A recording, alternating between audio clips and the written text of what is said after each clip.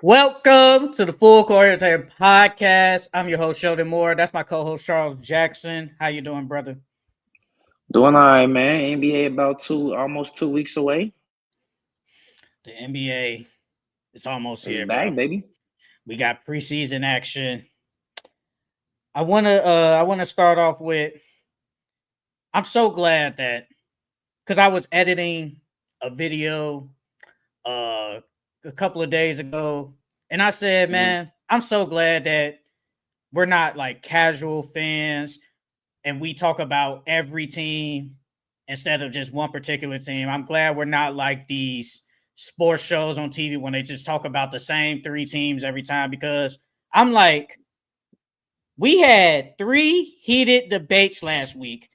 LaMelo hmm Ball, Jamal Murray, a Pelicans pick, and a Hawks, and Jason Tatum MVP. And I said, no one else talks about stuff like that.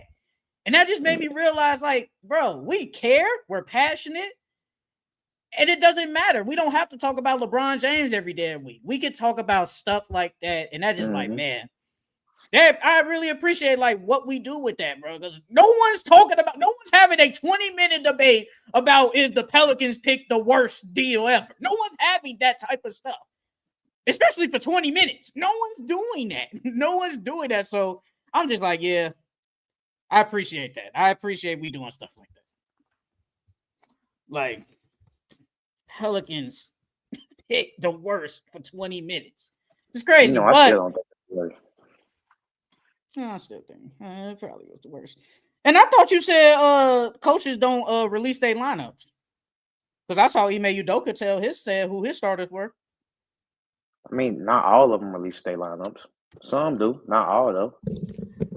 But when you said it with Jason Kidd, you said he's a coach. He's not supposed to do that.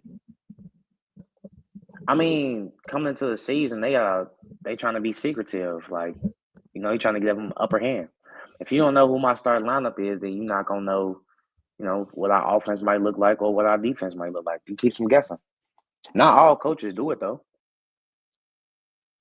Come on, Some do Jason though. Kidd. We do. We got to do better. But let's get it started. Obviously, let's start with NFL as per usual, man. It was some good games. It was some bad Yeah. games. It was some bad games last week. Got worse. So last week, I wrote it down. I literally just did it. I went 5-8, and you went 4-9. This was our worst. This was our worst for the Pickems all week. It was bad because they ain't no way though Arizona Cardinals to lose. And we can start out with Man. that. That's ain't your team. But Kyler been like one of your guys for a minute because he on your fantasy team. But what's your Yeah. thoughts on the Cardinals selling against the Titans? This is what the second game in a row that they sold. It's like I think it was either this is the second or third game that they could have won this season that they lost because they could have won last week, but they fumbled that. And I think who did they lose to at the beginning of the season? Uh, but regardless, Are you talking about this the 49ers I was game? yeah they should have won that 49ers game. Um, so it's just three L's they supposed to have. That fumble, you get the fumble, you recover it, and then lose it, and just for them to hop on top of it in the end zone, and then y'all fold in the last second. No, this is what I feel like we've been looking for Cam Ward though. That was a good sign that he, led that comeback. But the Cardinals, they just been making dumb mistakes. Like they have a decent team, they have a solid team. They literally have just been blowing leads. Um, but Kyler, he got injured with his foot. I thought this was supposed to be an easy game for him. I thought this was easily like a top 10 finish fantasy wise for him that week or last week, but he couldn't even do that. It Um, sure. I don't know what it is. I don't know what it is with Kyler and them, bro. It's like they cursed or something. I think with the Cardinals specifically, and I said it like a couple of weeks before. I said Kyler Murray has the ceiling of say Jalen Hurts, Josh Allen, Lamar Jackson, but he can't hmm do the stuff. He can't do none of that, and he just stays. He gonna be consistent mid. Well, fantasy Yep. wise at least, consistent mid. He ain't gonna be old. He ain't gonna be like he ain't gonna give you say like them little high 20 type games. He could, but he just don't do it, bro. Like Bro, Kyler didn't even have a touchdown. 23 for 31, 220, no touchdowns. I think he fumbled the ball. Immorcato dropped the ball at the end zone. It's like, come on, bro. Marvin Harrison. And you know what's crazy? When Marvin Harrison caught that first pass, literally in the first quarter, I said, hey, it's looking good. I'm like, Charles got, his guy. He got him back. I mean, he had 98 for 4. But I'm like, he got him back, and they about to start off good. Here we are now. Yep. Hey, this is crazy because you picked the week before Cam Ward gets his first W, then he gets his first W. W. Yeah. I was a week too early. But the Cardinals, in my opinion, they're mid. And it's like, bro, like Kyler Murray can only get you so far. He's not like can he be a franchise quarterback? Yeah, but he ain't gonna win. He probably ain't gonna win. Playoff games. He ain't there. He damn near ain't gonna take you to a Super Bowl. He can't even basically win the division. And I know the division is kind of stacked with Rams, 49ers, and Seahawks. But at the same time, he can't get you over the top. Like Kyler Murray is mid. He's very mid, bro.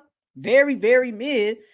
And it sucks because a lot of people like you believe in Kyler Murray, but he just he just can't do it, bro. Let's get into it, man. Because people in the TikTok comments was on me when I said the Eagles would beat the Broncos easily. The Broncos beat the Eagles 21-17. Again, we talk about it every week. I feel like our offense is just stagnant as hell. Saquon Barkley only rushes 6 times. Like, I don't know how that happens. We were up like what, 17-3? And after that, we 3 and out, and that was the end of it. Broncos defense came to play, but we knew the Broncos had a great defense. Bo Nix made some right plays. J.K. Dobbins was good. Cortland Sutton was good. It's that defense, bro. The defense stepped it up for them. You got to give the Broncos some credit. But my Eagles, Batula is trolling, bro. He's selling. I'm telling you, he's selling. I mean, y'all still 4-1. Devontae Smith went crazy so they unlocked one of them. They're missing a key piece, which is A.J. Brown. He has not done anything so far this season, bro. Nothing. That's coaching, bro. They don't draw nothing up for him. They don't do nothing for him. And like, bro, Jalen Hurts threw 38 passes. Like, I get it. We want him to throw. It felt like this week they was like, hey, we hear the noise. Y'all talk about Jalen don't want to throw. Let's throw it. But let's get Saquon only 6 rushes. Brother, at the same time, it got to be consistent. It got to be equal. Like, got to be an even balance, yep.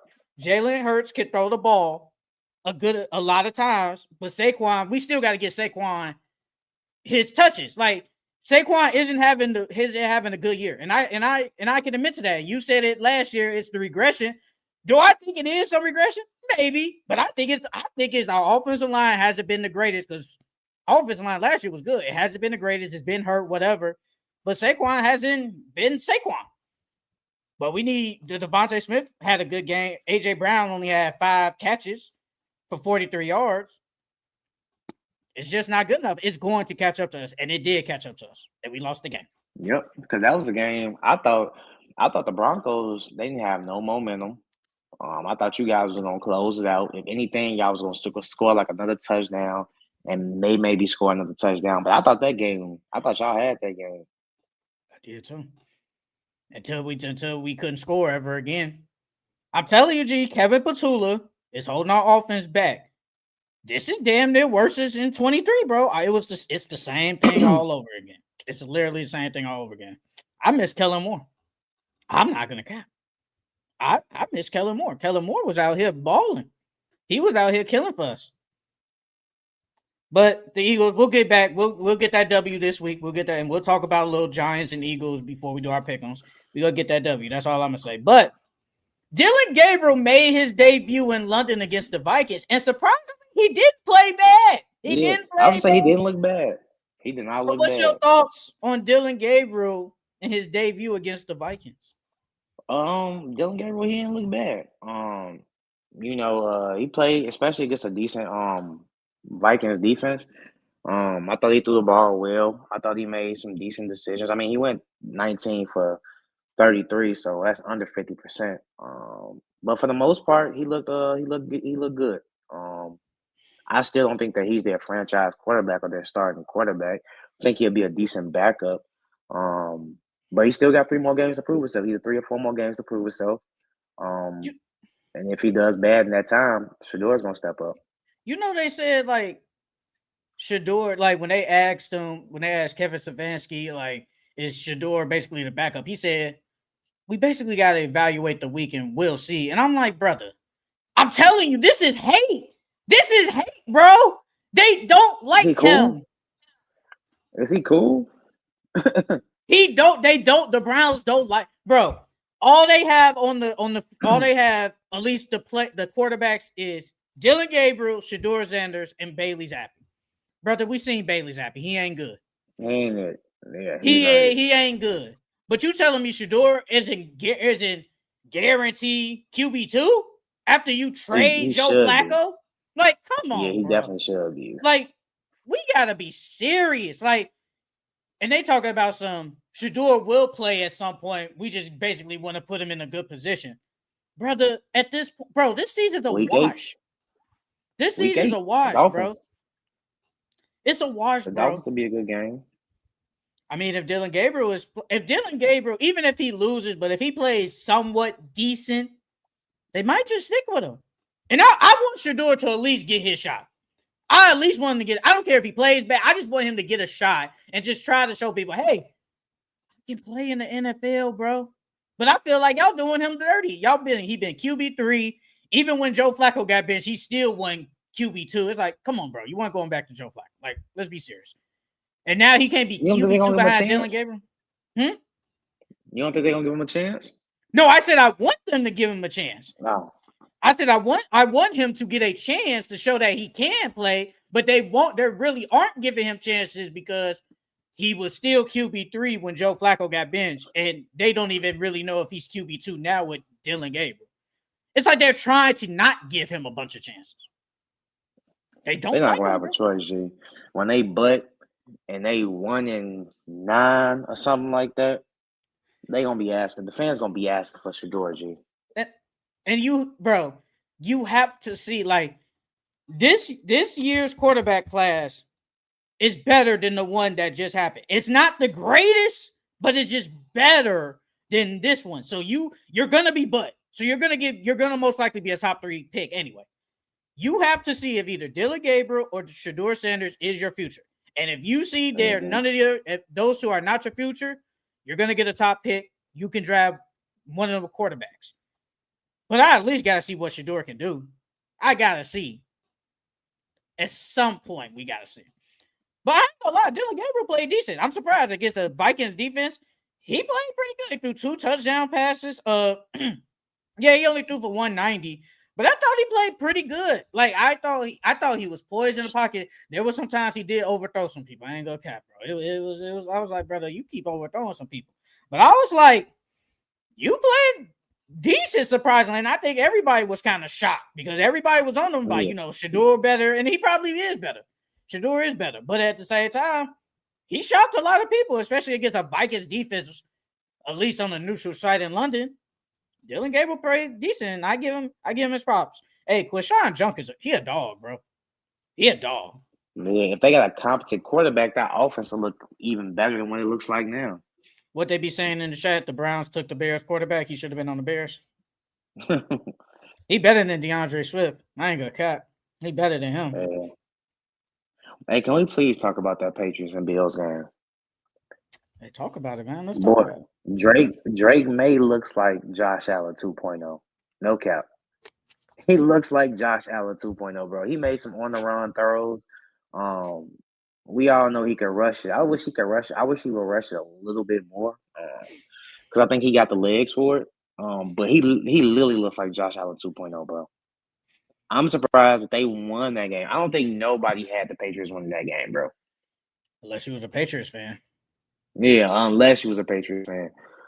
I like seeing Trevion Henderson, though. I like seeing him out there. They finally giving him some more touches, even though him Antonio Gibson and Ramondre Stevenson, they got all the same attempts. Antonio But Gibson. yeah, He he out for hurt. the He season. hurt now. He tore his ACL, so he's out. That boy Diggs, though, Hey, that looked like he old got his Diggs. revenge. Yeah, he got his revenge, bro. He got his revenge. Hey, they made an emphasis to give him the ball, bro. He had 12 Yeah, especially targets. against his old team. The next person was Hunter Henry before. Drake May. Hey, Drake May, man. That dude, I like Drake May, bro. He ain't my top 5 quarterback, but I like Drake May, bro. He Yeah, I is do too. really good, bro. He just needed the coach, and he has Josh McDaniels. Whatever y'all think of Josh McDaniels, he's a terrible head coach. But offensive coordinator, he one of the best in the league. And with that, Drake May can do whatever he wants. And they got a team, bro. The page, and you called it. You didn't say they will win, but first thing you said out your mouth last week, this game's gonna be closer than what people think. And it was close throughout the entire game. The Patriots have a good defense. They got a decent amount of weapons, and Drake May is just improving. He's really good, bro. 22 for 30. I know he didn't throw no touchdowns, but he didn't turn the ball over. Like, Drake May is really good. And Ramondre Stevenson got to stop fumbling the ball, bro. Like, bro, he has to go. He got to stop. He gotta go, bro. He gotta go. Go. He fumbles. Bro, he fumbled every game this season. No, I did. Literally I every agree. game. Like, bro, what are we doing? If anything, he can get goal line touches. But even then, I'm scared because you might drop the ball down. But yeah, the Patriots look good, bro. Patriots look really good. I think they need to get them another receiver. They get them one more receiver, they good. I ain't gonna lie, man. Josh Allen ain't been looking like QB1 in the last couple of weeks. He was struggling against the Saints, and this week he struggled against the Patriots. He did struggle, and they could have won that game, but turnovers. I think Josh Allen, he tried to toss, fumble. They make too many bad. He said in a post game, he said we made too many mistakes. And to some people, they thought the Patriots were weak. And when I say weak team, I say, hey, if you keep a weak team in the game, they find a way to win. The same as the Titans. Titans are ass. But when you keep a weak team in the game, they're gonna find a way to win. Shout out to the Patriots, man. They gonna be a problem, man. They might make some noise. Bro, Francisco, you are crazy. I'm about to CUM. Just imagine what Wemby could. Oh my god! And then he put the emoji. It's crazy. Hey, Francisco's crazy, bro. Hey, man, let's talk about it, man. Jaguars and Chiefs. I told you the Jag. Hey, I never doubted you, Trevor Lawrence. I never doubted you. I got the tweet up. I said right before the season, my 5th favorite quarterback. I still believe in you, brother. Oh my God, Trevor Lawrence was decent. Hey, man, bro. Patty throwing that pick in the red zone, that gave them all the momentum, bro. My only takeaway, Chris, yes. And then my thing, I'm like, bro, Trevor, this was at the end of the game. They finished score. Trevor Lawrence, I think his lineman stepped on his foot. He falls. Tried to get up, stumbles. And then gets up and run. I'm sitting there looking like, what the hell are we doing, dog? Chris Jones, they ain't get him at all. People keep saying, like the NFL analysts, they keep saying that Chris Jones gave up on the play. I don't think he gave up on the play, bro. But it's like, at that point, bro, somebody got to touch this man. Y'all seen he failed. And then he stumbled and nobody still touched him. And then y'all let him get away and score the TD? Hey. Hey, man, Trevor Lawrence. Bro, you see his post-game interview? What'd he say? He said, I was scared as shit. He was like, I was scared. Hey, he won me my parlay, though. That's all. Hey, Trevor Lawrence. Hey, he made some good throws in that 4th quarter. That throw to BTJ. Mm-hmm. Hey, Travis Hunter. That throw he threw to him and he went up and caught it. I said, look, hey, Travis. Hey, you like that, bro. Like, Travis is good. They just got to figure out what they're going to do with him. Hey, but give the Jaguars defense some credit, bro. They're good. He got to play Jaguars more defense offense, is bro. good. Trevor got to He play got to some pick more offense, one. bro. Pick one. Yeah. He got to play offense this year, bro. But they need it. They made a trade, though, yesterday. They traded one of their top corners for another corner. But the thing is, the corner that they traded, Greg Newsome, he's a free agent after this year. So from what I'm thinking, and I ain't seen nobody say this, but from my thinking, I think they want him. I think they want Travis to be more of a cornerback, at least going into next year. Okay. Let him be cornerback too, because they still got another corner. I think it's I can't think of his name, but they want him to play more corner at least next year. But I mean, he's on both sides. He is playing both sides. He's just not playing like 100 snaps. Travis Hunter, good. What did I tell you? If Patrick Mahomes is the leading rusher again, brother, I'm telling you, bro. I don't know what's up with Pacheco. I don't know. I really don't know. I'm waiting on that one game where he pops off. It hasn't happened. Well, his running back committee right now. Him, Hunt. Kareem Hunt. Yeah. They giving Kareem Hunt all the goal line touches. I'm like, brother. Yeah, Pacheco has no fantasy value right now, bro. Oh, you put him on the bench? I've been put him on the bench. Put them on the bench. But the Chiefs are 2-3. They're 2-3, and they face the Lions this week. You still think the Chiefs can make the playoffs? Yeah, I do. Hey, I never cut out Patty Mahomes, man. I got him out when he was in the Super Bowl. I said, man, look. Man, the Eagles gonna win, but I still think the Chiefs can make the Super Bowl, the playoffs, as long as Patrick Mahomes there. But I was like, man, Xavier Worthy made the offense look so much better, and Rashee Rice literally come back. He comes back literally next week. He comes back next week. So you're getting basically your wide receiver one back. Like, the offense is gonna be way better. Travis Kelce, he has some moments. Thornton looked like a really good player, bro. I'm not gonna cut. Looks like a really good player. The deep threat, he looks really good. If the Chiefs can figure out a way to win against the Lions this week, they have put themselves in really good positioning.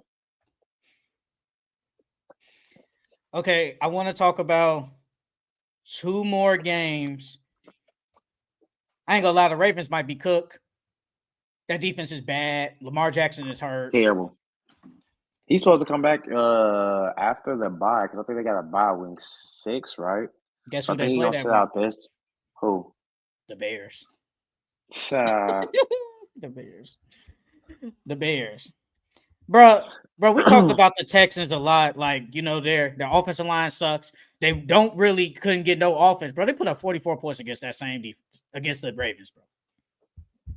They're on pace to give up the most points ever in the NFL. Ever. The NFL been around for almost 100 years. They're on pace to do that. That defense is bad. And they just don't run the ball with Derrick Henry no more. They just gave up on that. Brother, if you don't have Lamar, at least we gotta at least try to control the game by running. Bro, why is Derrick Henry only getting like 6 touches? We gotta do better. Cooper Rush ain't it, but defense is bad. Give the Texans some credit, man. I wanted to speak on them real quick, but people was on my case too. I think they was on both our cases. The 49ers shocked the world and beat the Rams on the road. Mac Jones looked good. Yeah. Mac Jones looked like a problem. He looked like why the Bengals could have traded for him. But they probably would. The 49ers probably wasn't gonna let him go anyway. With Brock Purdy, he keep getting hurt. Yeah, you ain't doing it. Yeah. But Mac Jones looked good, bro.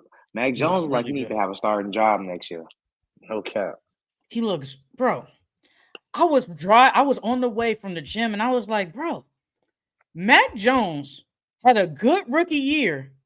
Then his second year, Bill Belichick was on that BS, having a defensive coordinator and a special teams coordinator call offense.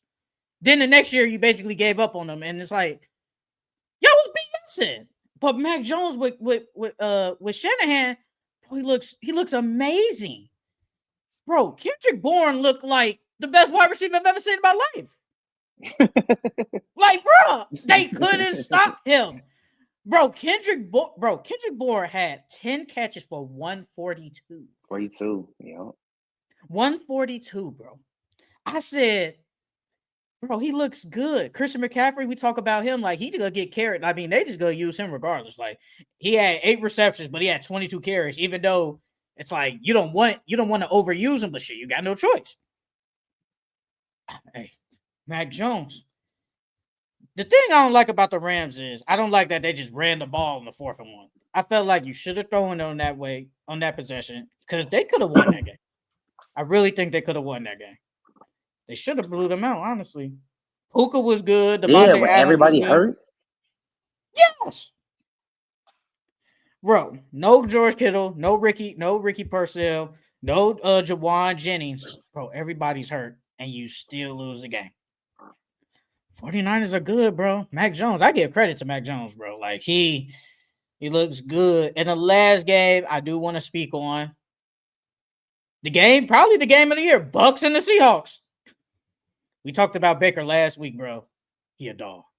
He a dog. I love Baker's attitude, bro. Just the way he played. Even when he was in college and he did that flag planting. Yeah. Yeah, like even when he did that, I low key kind of mess with that. I like, we are always drawn to athletes that's cocky and that can back it up, bro. And Baker has chilled a lot since he's gotten in the league, but Baker still got that cockiness to him. I love that shit about Baker, bro. Hey, Sam Darnold look good too. I can't lie. Sam Darnold looks good. I'm just tired. My thing is I'm tired of Kenneth Walker not getting the touchdowns. I feel like Kenneth Walker does all the work and Zach Charbonnet just takes the touchdowns. This hurts my fantasy team. You're not doing it. You're just stealing the touchdown. But Baker, 29 for 33, 379 yards, 2 touchdowns. Sam Darnold, 28 for 34, 341. Ibuka, he's running away with Rookie of the Year. Offensive Rookie of the Year. He's running away with it, bro. He's healthy, yeah. Bruh, 7 for 163. Jackson Smith and Jigma, JSN. Man, that's why they said, look, DK, you can go. Ohio State. Them Ohio State receivers, bro. It's wide receiver 1. Mm-hmm. It's so funny because with Ibuka in Ohio State, he was always really good, but he was always to that wide receiver 2. Even when Jackson Smith and Jigma was there. Marvin Harrison Jr., Jeremiah Smith. Those guys were like ahead of him as wide receiver 1s. He was always wide receiver 2. Bro, he comes to the NFL. He's instant impact. Yep. He's the dog. I mean, after 5 weeks, I give it until week 10. But if he keep balling like this to week 10, I say he damn near superstar wide receiver, bro. Like, that's just how we do it in the NFL, bro. We go off rip. Like, you a star. Like, bro, he's a game changer. He's literally a game changer. And the Bucks are 4-1. They're 4-1. They're looking really good. The Seahawks are still good, but hey, man, Baker a problem, bro. Like, Baker is a problem. They're going to be there at the end. Some people think they might win. They have a chance to get into the Super Bowl. They got a chance. Like everybody has a chance if you put it like that. But let's get it started, though.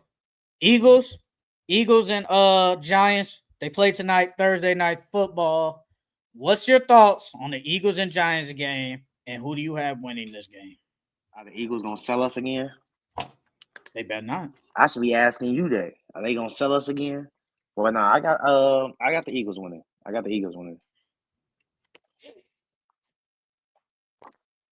I mean, what do you expect from Jackson Dart this game? Nothing.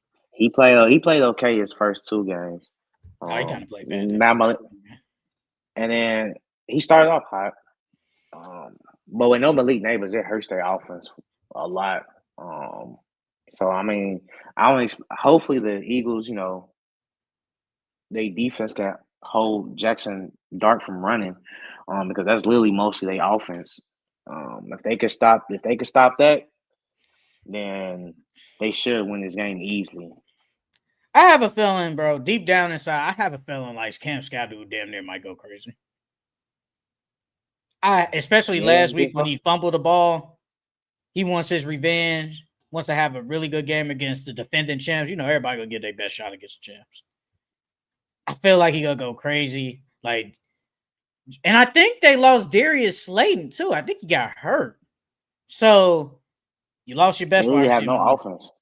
You lost your best wide receiver, Malik Neighbors. Darius Slayton got hurt, I think, with a hamstring injury. So it's basically Wandale. Theo Johnson. Hey, he caught 2 touchdowns last week. He caught 2 touchdowns. I give him his credit.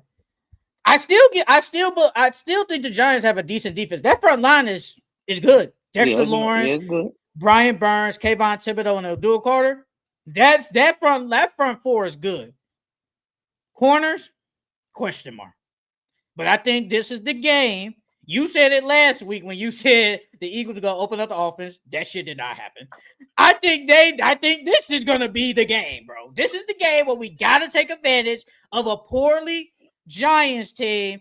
Offense ain't that good. Defense is whatever. Bro, we gotta open up the offense. We got to, bro. We can't be stagnant. They tried last week. It just didn't. It didn't come to fruition. I can't tell. They were throwing more. They was definitely throwing more last week. They made a conscious because they wanted us to throw more. They wanted us to throw. The Broncos definitely wanted us to throw the ball, but every time it was 3 and out. Jalen Hurts held on to the ball too long, and he'll get sacked or he'll just incomplete the pass. Like, I don't think Jalen Hurts last week, at least, I think he played okay. But this week against the Giants, we have to take advantage of a weak team. I think Jalen Hurts, if I had to guess, I think he throws 2 touchdowns. He probably rushed one with a tush push. So I'm going to say 3 total touchdowns. I think A.J. Brown I think last time it was the breakout game against the Rams, I think he has another really good game. I'm going to just say 80 yards, maybe probably like 6-7 catches for 80 yards. Devontae Smith has a good game. And please give Saquon Barkley the ball. Please, bro. There's no way in hell how the best running back in the league has 6 carries. I'm sorry. He is not supposed to have 6 carries. You're supposed to let that man get 15 carries at least damn near every game, but 6. And plus, this is old team too. You know he wants his revenge. You know he wants to go off against them every game. And they in New York too. Yes. Let him feed Saquon Barkley the ball. Please. Is he going to rush more or are they going to throw it to him more? Oh, wait. Oh, you talking about Saquon? Yeah. He gonna rush more.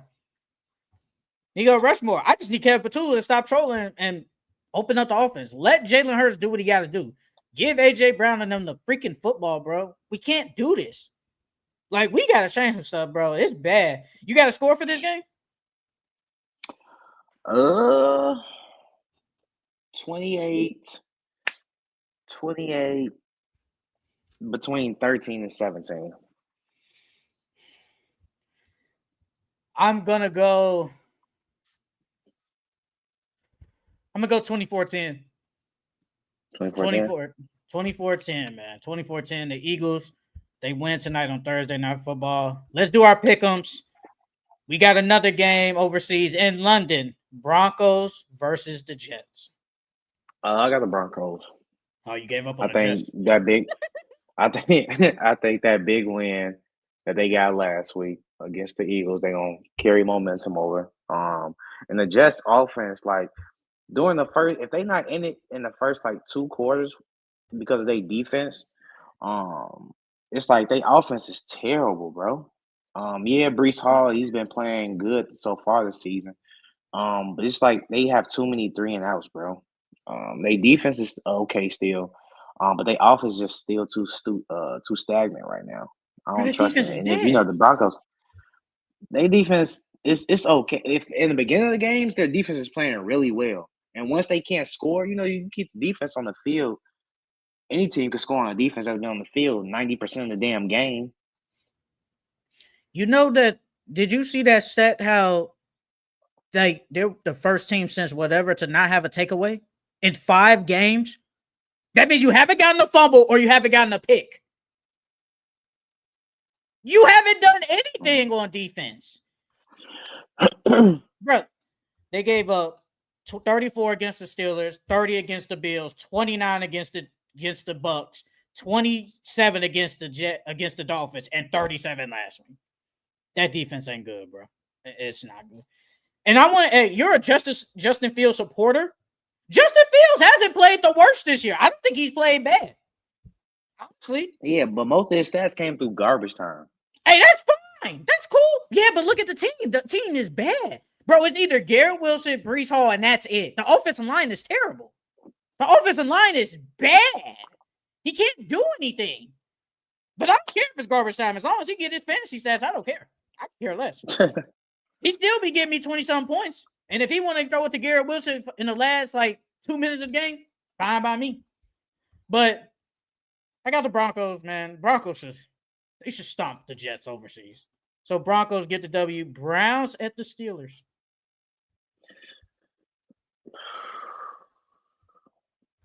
I think that's gonna be a low scoring game. I'm gonna go Pittsburgh. I think Dylan Gabriel's gonna have a bad game. Give me the Steelers. Steelers improved to 4-1. Chargers at the Dolphins. Chargers. Justin Herbert. This they gonna blow them out. They lost Omarion Hampton. The offensive line, they got two of their best offensive linemen hurt. But the Dolphins selling against the Panthers was crazy. That was supposed to be another W. Give me the Chargers. Justin Herbert gets the W. Patriots at the Saints. I got the Patriots. Hey, the Patriots, we talked about it earlier. They look good, man. Give me the Patriots. They get the W. Rams at the Ravens. Rams at the Ravens. Give me the Rams.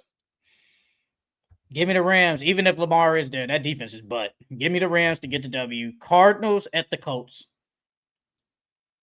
Man, I know I said I hate Kyler Murray, but I'm gonna go with them this week. I'm gonna go with the Cardinals this week. I'm gonna go with them this week. Give me the Colts, man. The Colts get the W. Seahawks at the Jaguars. It's gonna be a good game.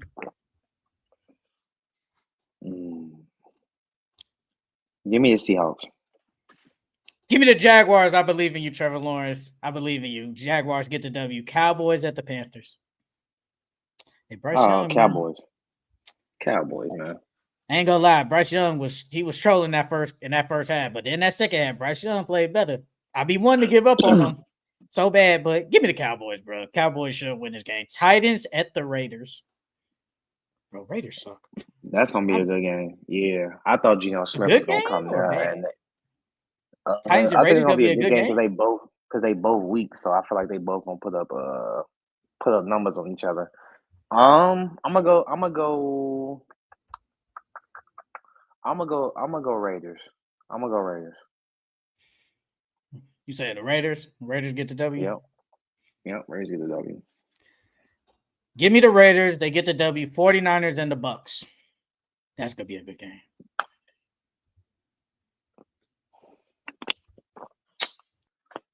I'm going to go Buccaneers. Mac Jones looks good, bro. Give me the 49ers. I think they get the W. Bengals at the Packers. Joe Flacco debuts. Packers. Hey, Joe Flacco beat the Packers like a couple of weeks ago. Remember that? He did beat them. Hey, that'd be crazy if he beats them twice like that on two different teams. That'd be crazy. He's not going to do that. Give me the Packers, though. I think the Packers get this W. Sunday Night Football. Lions at the Chiefs.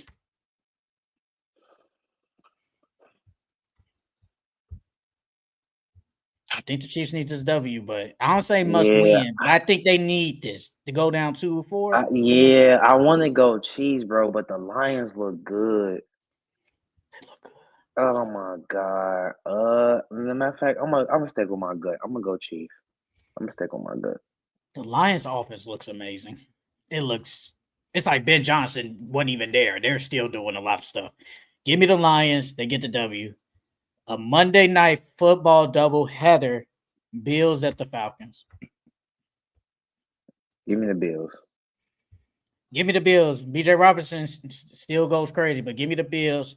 And the final game, a rematch of the failed Mary, the Bears at the Commanders.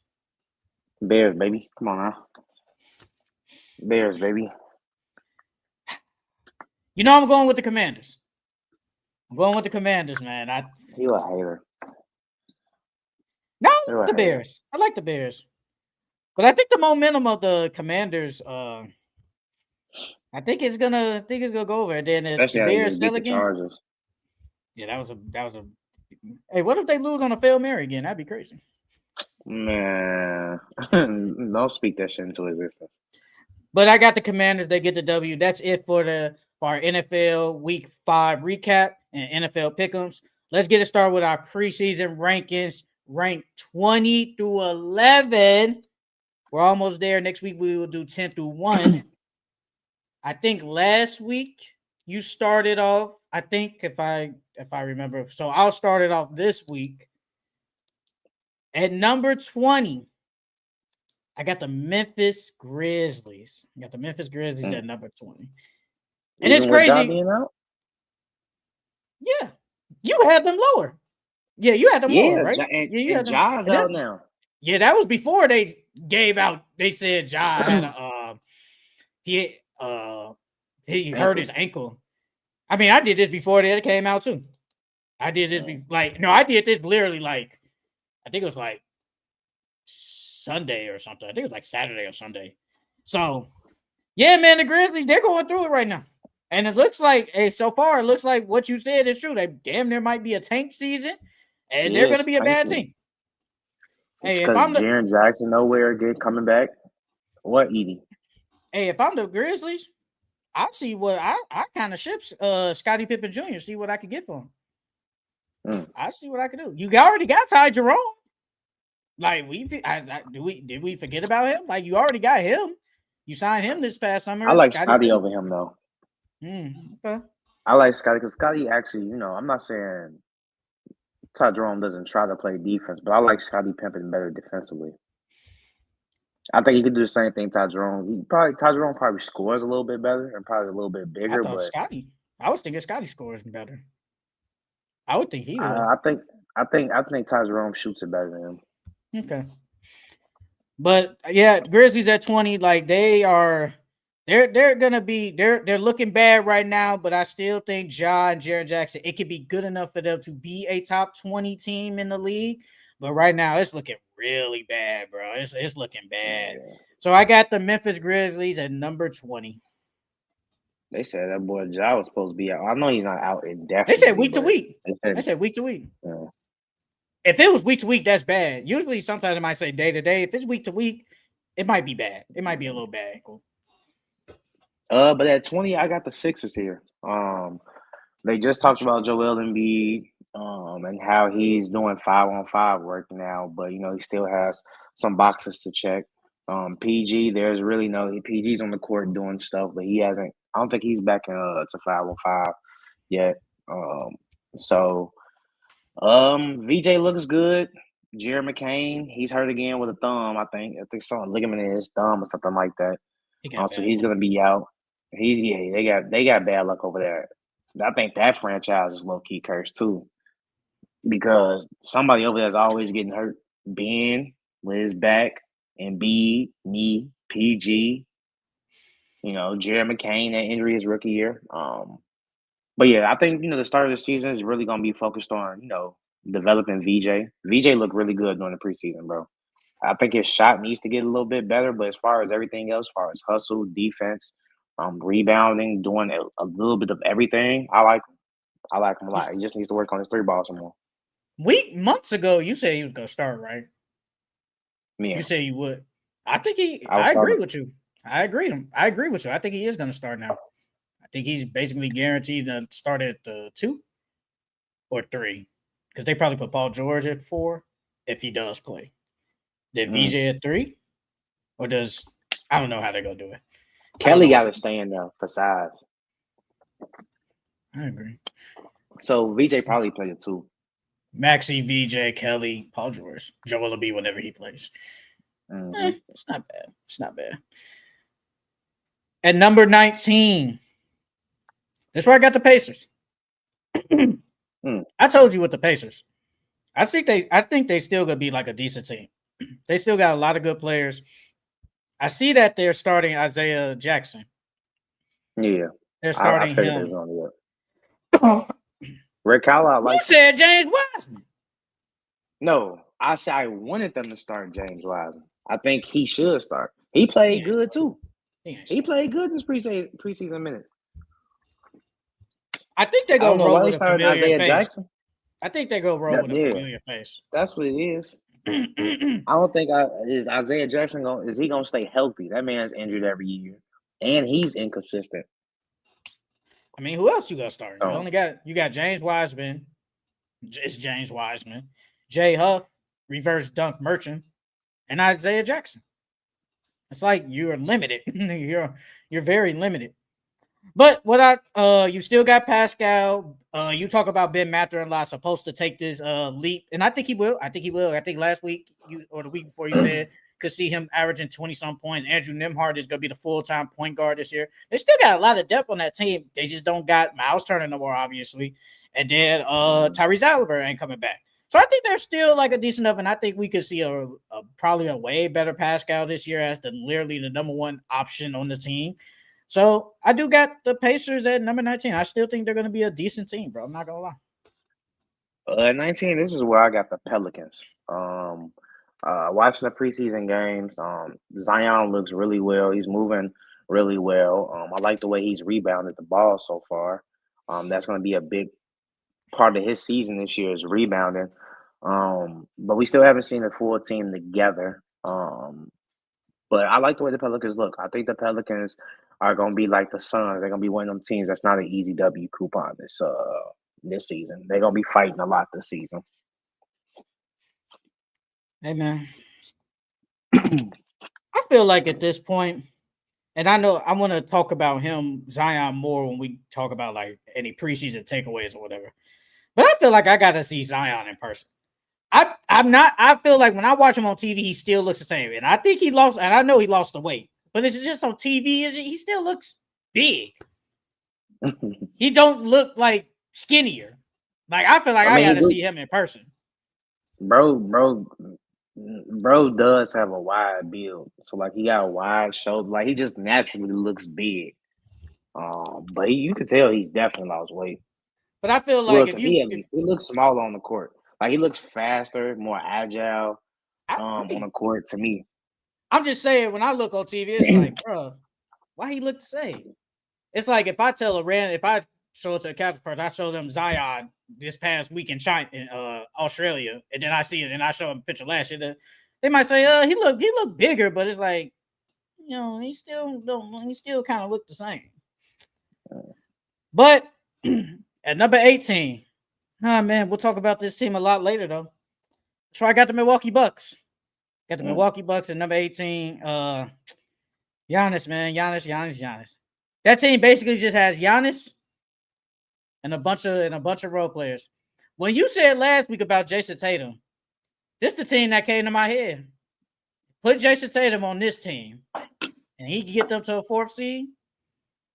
This is the team I thought of. Just a bunch of okay role players or whatever. This is the team Jason Tatum be on. But I think what their starting line is going to be Kevin Porter, Gary Trent, Kuzma, Giannis, Miles Turner. That team don't scare me. But this is really just Giannis. Like, Giannis is just so great. He can lead that team to potentially like a top 6 seed in the East, especially. Like, I want to see like on the bench who's gonna step up for them, like the Torian Prince. Can Cole Anthony have like a better year this year? Like, who's gonna step up on the bench? Can't the Thanasis actually step up on the bench? I don't know, but I just don't like the team's makeup, bro. Like when we saw like the people they was getting, it's like, yeah, this team is probably cooked. Like they're not winning no championship, but they could, make some noise because of just Giannis. Like Giannis is just so great. So I got the Milwaukee Bucks at number 18. 18, I got the Sacramento Kings. I mean, I know we talk about it all the time. What are the Kings doing? But they still have Zach LaVine, DeMar DeRozan, and Sabonis over there. So I think they're still going to be competitive or try to be competitive. They're just going to lose a lot of games. But yeah, I got the Kings. I got the Kings at 18. Man, Kings got to show me. They got to show me something. They got to show me. But at number 17, hey, man, that man said we going to be better. He said, man, we going to be surprising this year. I got the Boston Celtics. Who would have thought the Celtics would not be a top 10 team? Jaylen Brown, we expect superstar type year from Jaylen Brown. Derek White, all-star year. You still got Peyton Pritchard. Anthony Simons is expected to come off the bench. That center spot is definitely a question mark. It's either going to be Kata, Chris Boucher, and Garza Menace. It's like, ugh. But I do feel like with the East not the strongest, I think Jaylen Brown, Derek White, and all them can have they can still lead that team. I think they're still going to shoot a lot of threes, even though you might not have the three-point shooters like they did last year. But I think they're still going to be like an okay team. They're still going to fight for a play, and I think they can fight for that 6th seed in the Eastern Conference. Jaylen Brown's going to be a good player this year. Derek White, I expect damn near all-star. I'm not saying he'll be an all-star, but I can expect an all-star type year from Derek White. So I got the Celtics at number 17. Hey, it's a video of Jaylen Brown trying to dribble and he passed it up and then he lost the ball and somebody said 82 more games to go, man. At 17, this is where I got the Milwaukee Bucks. Like you said, Giannis is so great. I think Giannis is gonna will them to a lot of wins. But that team isn't good at all. Like you said, we're not scared of them. Any given night, I feel like they can be beaten. But like I said, they have Giannis, so Giannis is gonna will them to some dubs. But I think Cole Anthony, to answer your question about who's gonna step up off that bench, I think it's gonna be Cole Anthony because they're gonna need to score points. And that's one thing Cole Anthony can do. He could put the basketball in the hole. So yeah. So at 17, this is where I got the Bucks. Can we get at least this year? Are we getting a consistent Cole? Because we talk about like Cole Anthony, like he can have that one amazing game, and then the next like 4 games he don't do anything. Like, can we get a consistent Cole Anthony this year off the bench? Well, we should. I think that, last year with the Magic, his minutes were very inconsistent. I think this year he's gonna have a consistent role and some consistent minutes. So I think he's gonna have some consistency to him this year. I don't know why I forgot about Bobby Portis, but Bobby Portis. I didn't know they had Amir Coffey. I'm not gonna cap. Cole Anthony, Gary Harris. Man, the fall off of Gary Harris is crazy. Ryan Rollins. They don't believe in Andre Jackson no more. AJ Green is gonna be coming off the bench. Ain't gonna lie. Doc Rivers might be cooked, bro. What percentage would you put on Doc Rivers getting fired in the season? If they trade Giannis, yes, he's gonna. If they trade Giannis, if Giannis is gone, Doc Rivers is gone too. So that's gonna be that. You know what? But if Giannis is still there by mid-season, I still think if Giannis stays the entire season, Doc is gonna finish the job. So Doc Rivers, you think he can make it to All-Star break? Yeah. You think he can? If Giannis is still there, yeah. If Giannis is still there, then yes. So if they trade Giannis, we're just gonna be like, yeah, we're firing you. Or you're just saying let's just say. So okay, so if they trade Giannis, let's just say they trade him in say January, right? We're just gonna fire Doc. Or do you think like Doc Rivers is just gonna be like they might not be playing that good? They'll be like, yeah, you're just not doing it for us. We'll just get rid of you now. No, I think even if they're not playing good, they're still gonna keep Doc around. But as soon as they trade Giannis in January, then Doc Rivers is gone right after that. Okay. At number 16, this is where I got the Miami Heat. The Heat, that lineup, man, with no Tyler Hero. It's like Norman Powell, Wiggins, and all them. Not, want to speak more of them when we talk about preseason stuff, but I just feel like they still don't got that bona fide star. Like, well, at least that go-to option. Like, yeah, you got Tyler Hero, you got Bam, Norman Powell. We think Norman Powell's top 10 shooting guard, but it's like I just don't think it's enough, bro. Can Khalil Ware take the next step? What is Jaime Jaquez gonna be this year? I think Davion Mitchell, they gave him a contract extension. He was good late last year when he got traded there. I just don't think like it's good enough to be like a really, really good team in the East. Like I think they can make the play in. Like I believe they will do that. But I just think like they're like Eastern Conference favorite, finalists or whatever. But the Heat, they got a lot of decent players. It's just not enough to compete against, say, the Knicks, Cavs, and that's it. Honestly, well, Magic, Hawks, they're not good enough to compete with them. But the Heat, they're at 16. They're okay. So yes, I got the Miami Heat at number 16. At 16, this is where I got the San Antonio Spurs. And I think that the San Antonio Spurs, they have room to move up from this spot. Um, I like the way when we look so far. I like the makeup of their team. It's all gonna be predicated on how fast they start off. If they can get off to a quick start, I think that this team will do really well this season. And if Victor makes that next jump, like we all think that he will, they can easily move up from the 16 spot. I think them and probably one other team can be higher than what I got them at right now. Hmm.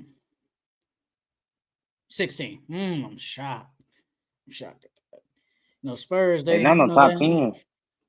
no, they're not top 10. They not no top 10. They're not They top not. I 10. don't even think they close to 10, G.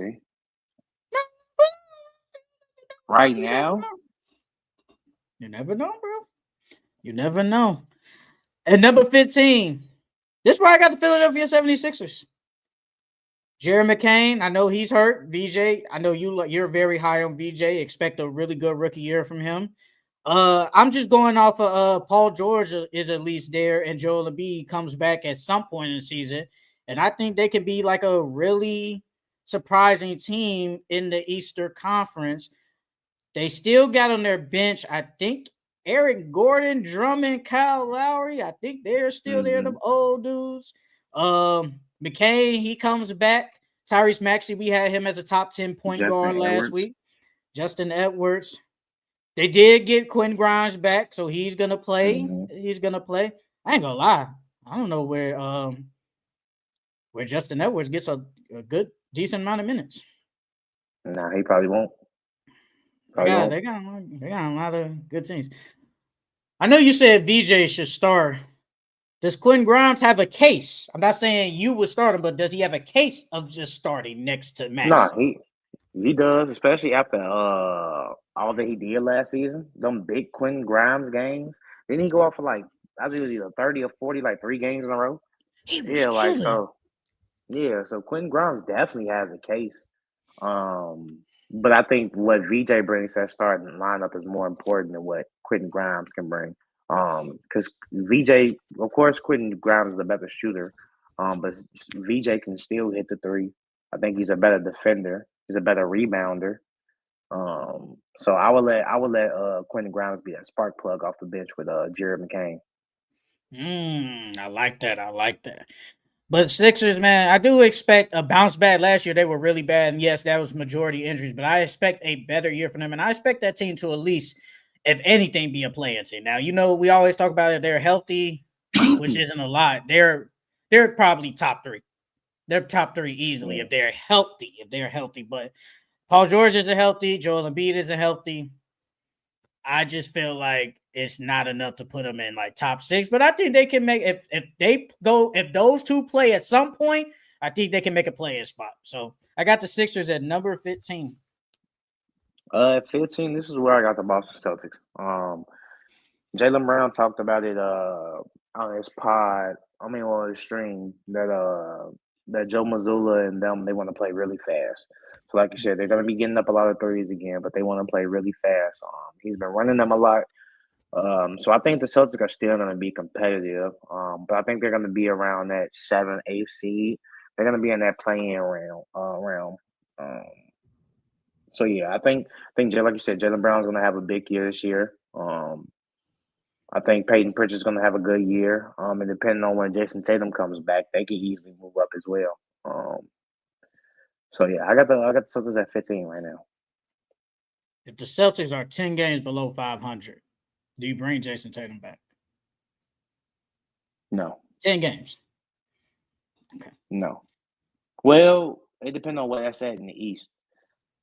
Because if that's like, because the East is so weak this year, if that's like a 7 seed or something like that, dang, the East that damn, the East gonna be that bad. Shit, but besides the top 6, what other good teams?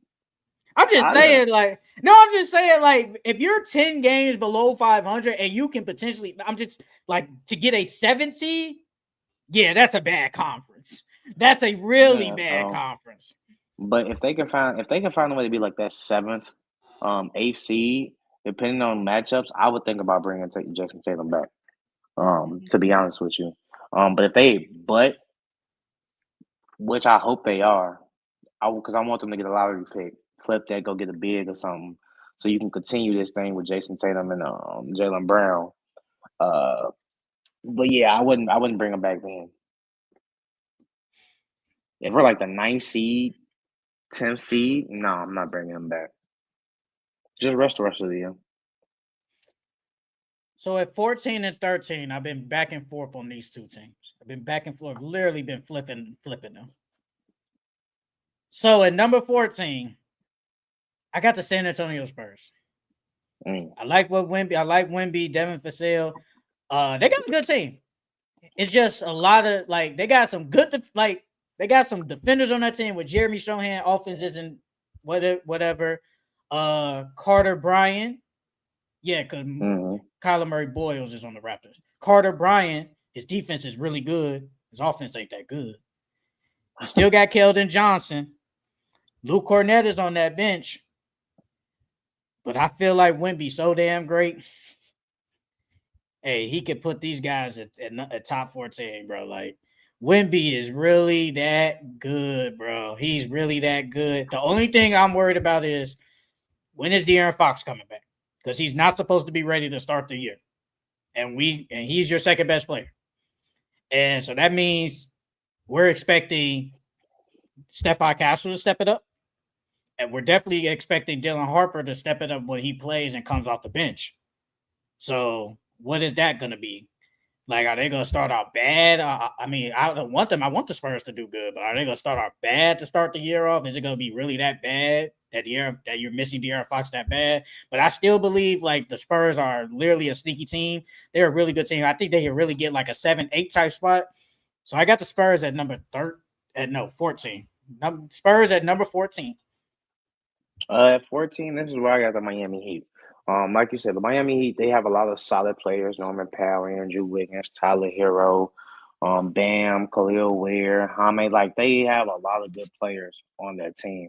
And from watching the preseason, I know we're gonna talk about preseason later, but they look a little bit better out there. Honestly. I think that they're going to be better than the Celtics, of course. I think they're going to be just the gritty Miami Heat that they always been, middle of the pack. Because, like you said, all they're missing is a superstar, bro. They can get them some way, somehow, to get them a superstar over there and can keep Bam and Tyler Hero and Norman Powell and Khalil Ware. They'll be good. That's all they're missing is a superstar. But yeah, this is where I got the Miami Heat. At number 13, I got the Golden State Warriors. The Warriors, man, they got their guy Al Horford. Kuminga is back.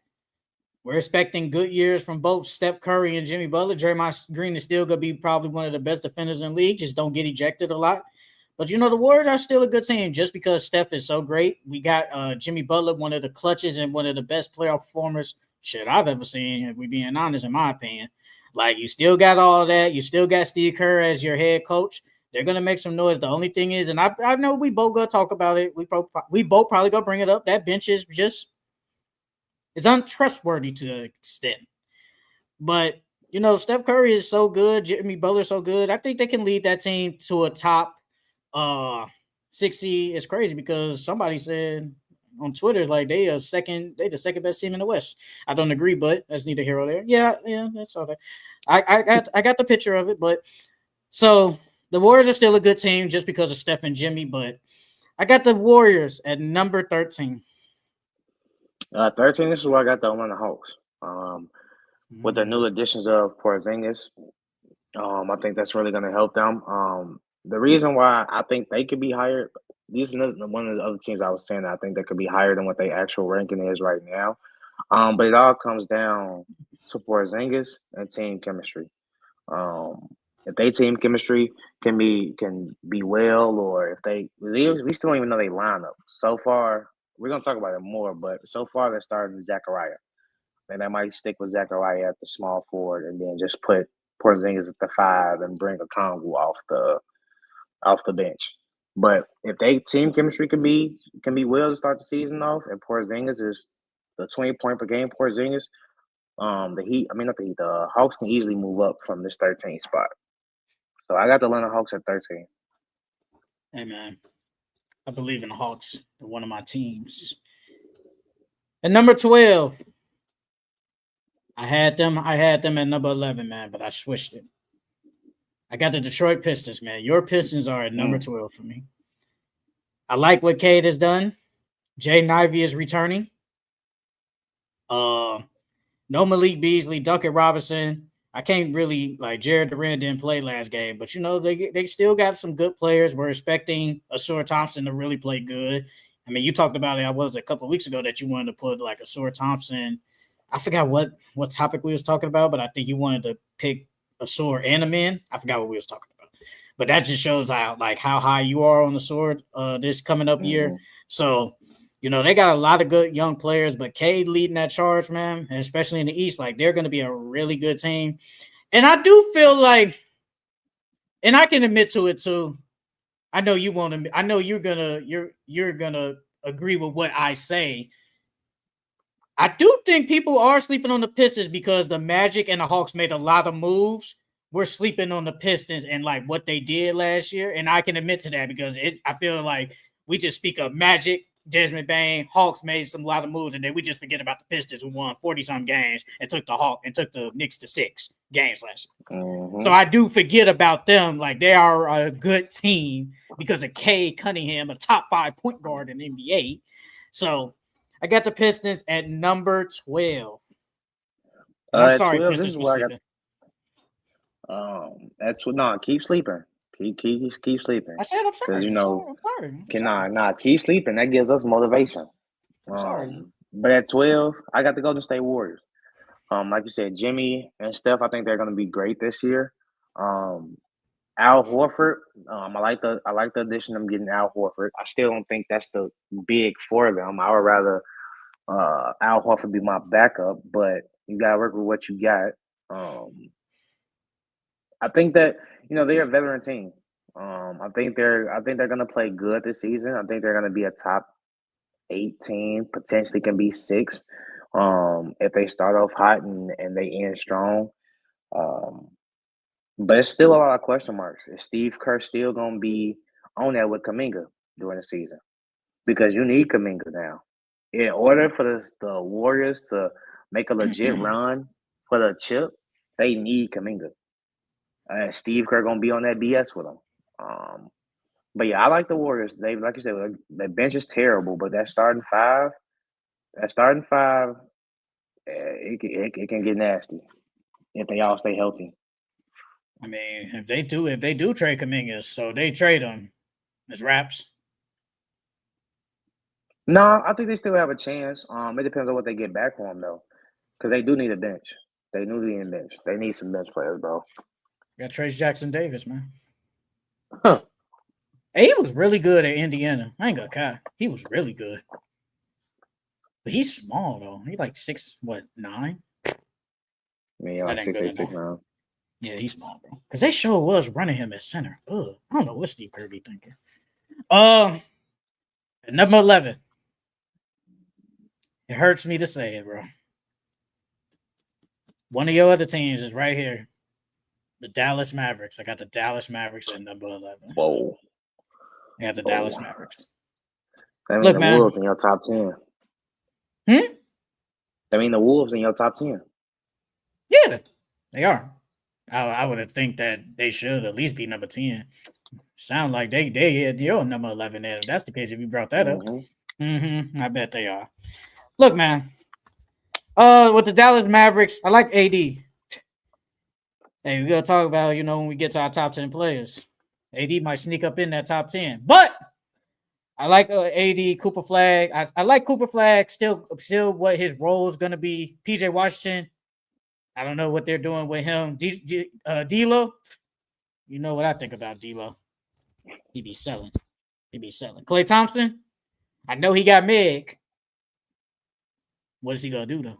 I don't know. But they got a lot of depth. Is that gonna be good enough to be a top 10 team like I know you got the Dallas Mavericks in? I just don't know yet.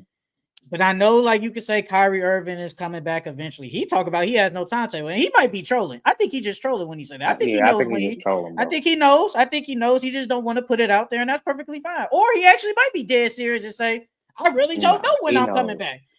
I mean, we both think he's coming back at some point. We both think he's coming back, and I do think he comes back.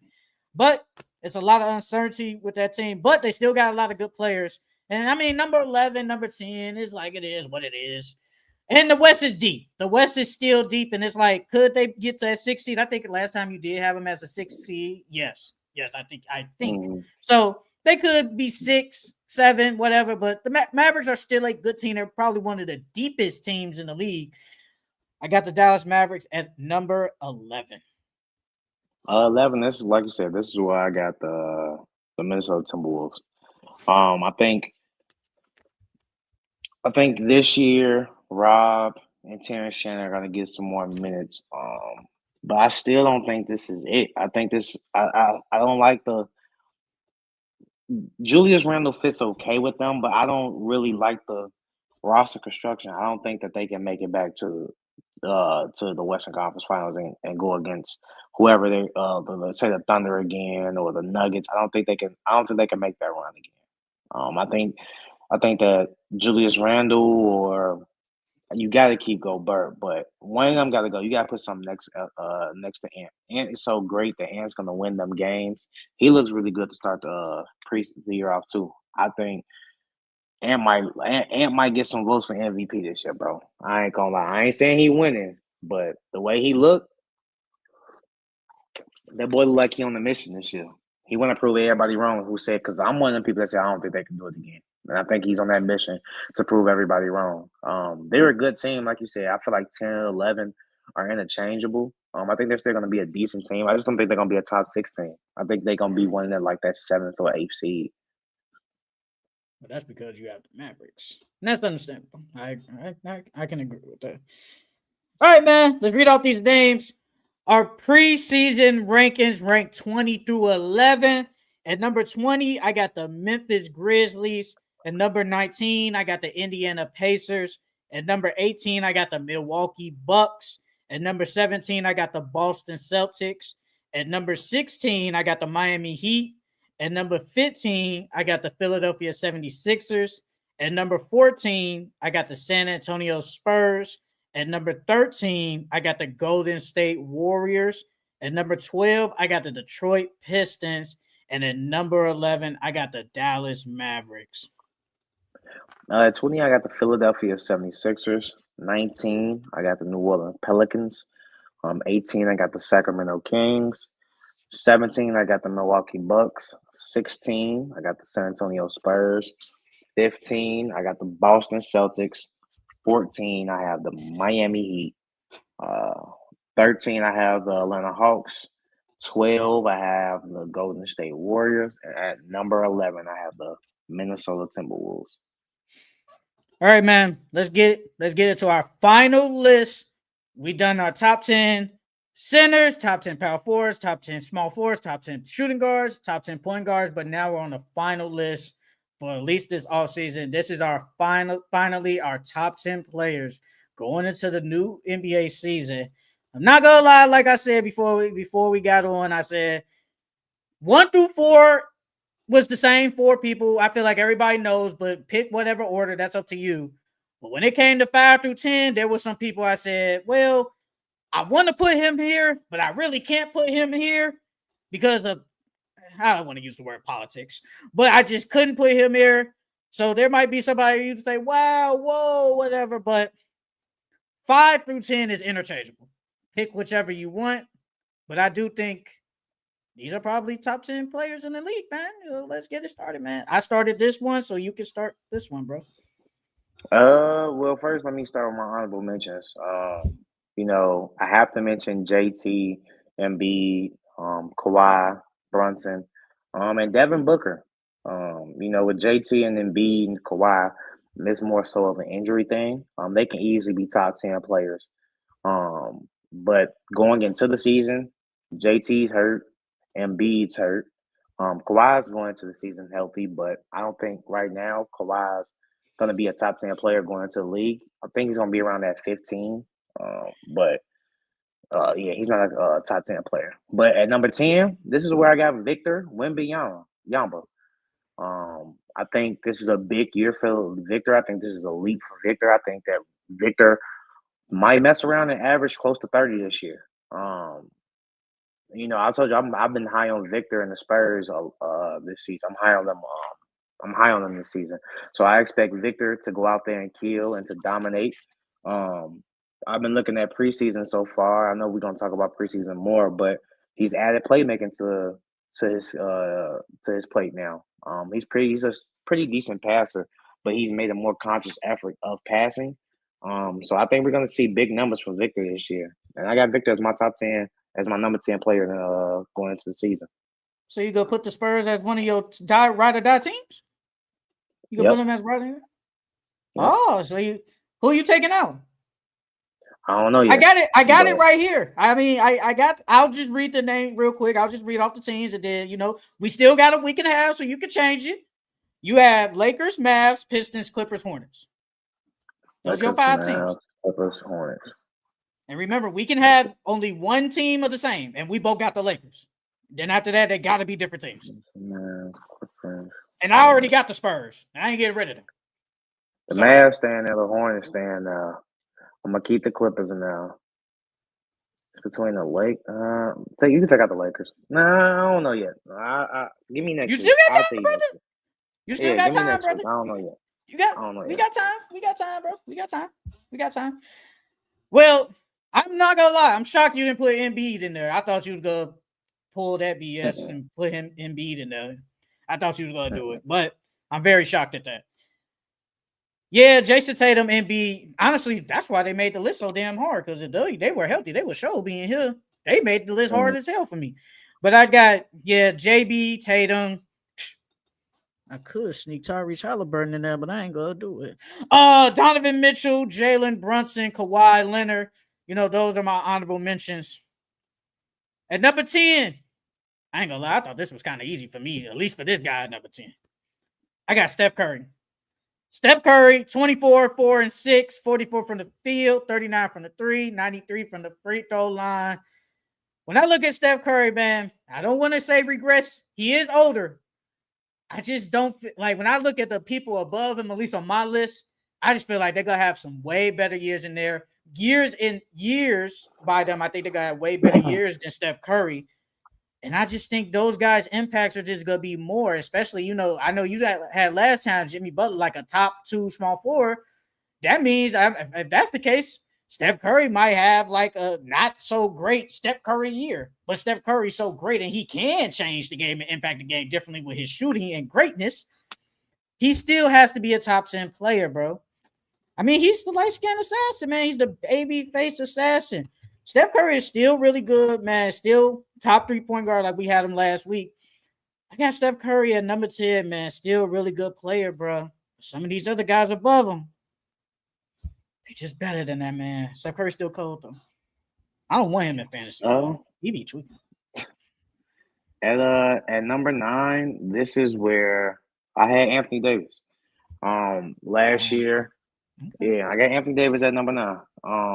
I think this is going to be a big year for Dallas Mavericks and Anthony Davis, especially, to start the season off with no Kyrie. I think that Jason Kidd is going to put the ball in AD's hands a lot and run the offense through him. I don't think we're gonna see that 28 points per game Pelicans Anthony Davis. But I think AD, he got a little bigger. He put on some muscle this offseason. So to take that beating to start of the beginning of the season, because he knows the ball's gonna go through him a lot, and he's gonna be the focal point, and he's gonna probably see a lot of doubles to start the year. But I think AD is gonna get around that 26, 27, probably points per game range. He's still gonna average his 12 rebounds. I think his assists might go up to about 4 or 5 this year. But yeah, I think this is a big year for AD. This is a big year. I think AD is gonna dominate. So I got AD at 9. Okay, I like it. At number 9, man, ride or die team, ride or die player. I got Victor Wembanyama at number 9, bro. 24, 11, and 3, 47 from the field. I agree that he's going to increase his stats. His stats are going to be better, especially if he plays a full year. I don't know about 30, though. I think he can, though. Like, I think at some point in his career, he will be a 30. I mean, he's just so great. He's going to get that. But I feel like this year, because technically, I hope if he's healthy, this is going to only be his second full year healthy. So I expect a super leap. I can see Victor averaging damn near like 27 points. I think this year, statistic wise, we know if you want to round up, he's going to average 4 blocks this year. He's going to win most likely defensive player of the year probably again. But his impact on the court is crazy. Bro, we going to talk about it. That preseason game yesterday, man, that man different. I don't care what nobody tell me. He's different. What he can do, he shoots the ball well, can get to the rack. Obviously, he's 7'5" now, which is crazy. He can do everything, bro. Like, he's basically a 7'5" that's a guard. That's basically what he is, 7'5" guard. And he could do a lot of things. He could just change the game. His impact on the floor is just crazy. I got Victor Wembanyama at number 9. At 8, this is where I got Steph Curry. I know you said that you think that Steph Curry might regress this year, but I don't think he can, and I don't think he will. He can't because in order for them to try to fight for a 6 seed, Steph Curry has to play amazing this year. I think you read up his stats, right? 24, 4, and 6.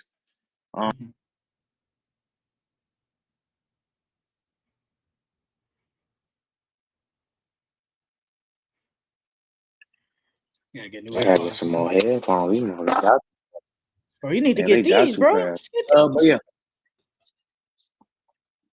But these. yeah, Steph 24, 4, and 6 last year. Like I said, Steph has to have a big year in order for the Warriors to be successful, bro. He can't take any games off. He can't start off slow. Because if they do, I think they're gonna fall behind the 8 ball.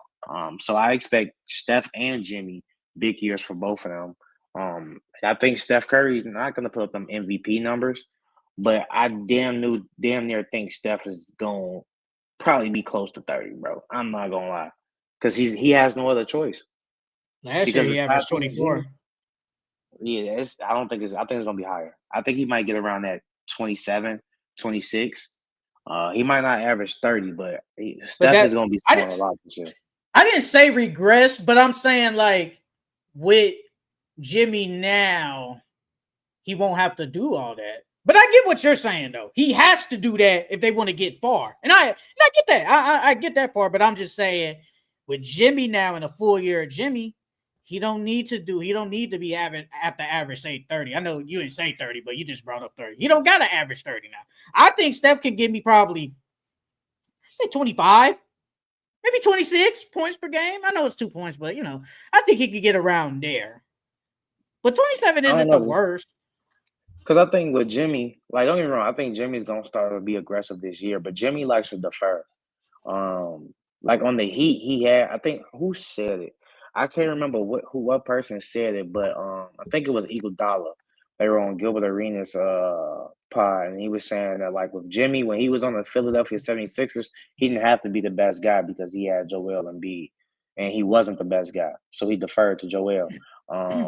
But when he was on the Miami Heat, he got pissed that they didn't give him a contract extension because he's like, I'm the guy, I'm the number one guy. I'm the head honcho in charge, and y'all not trying to pay me. So Jimmy has no problem deferring when there's a better. He feels like a better player than him, and Steph Curry is better than Jimmy Butler. So I think he'll defer to him more often than not. So that's why I say I think Steph is going to be around that 26, 27 because Steph has to score. He has to score for them. I get that because at least he knows Steph Curry better than him. And it's shown one nobody better than him on that Heat team. I mean, everybody knew that.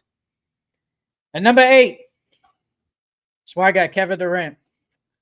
Kevin Durant, 26, 6 and 4. Yeah, man, this list might get a little nasty, but hey, it's going into the year, man.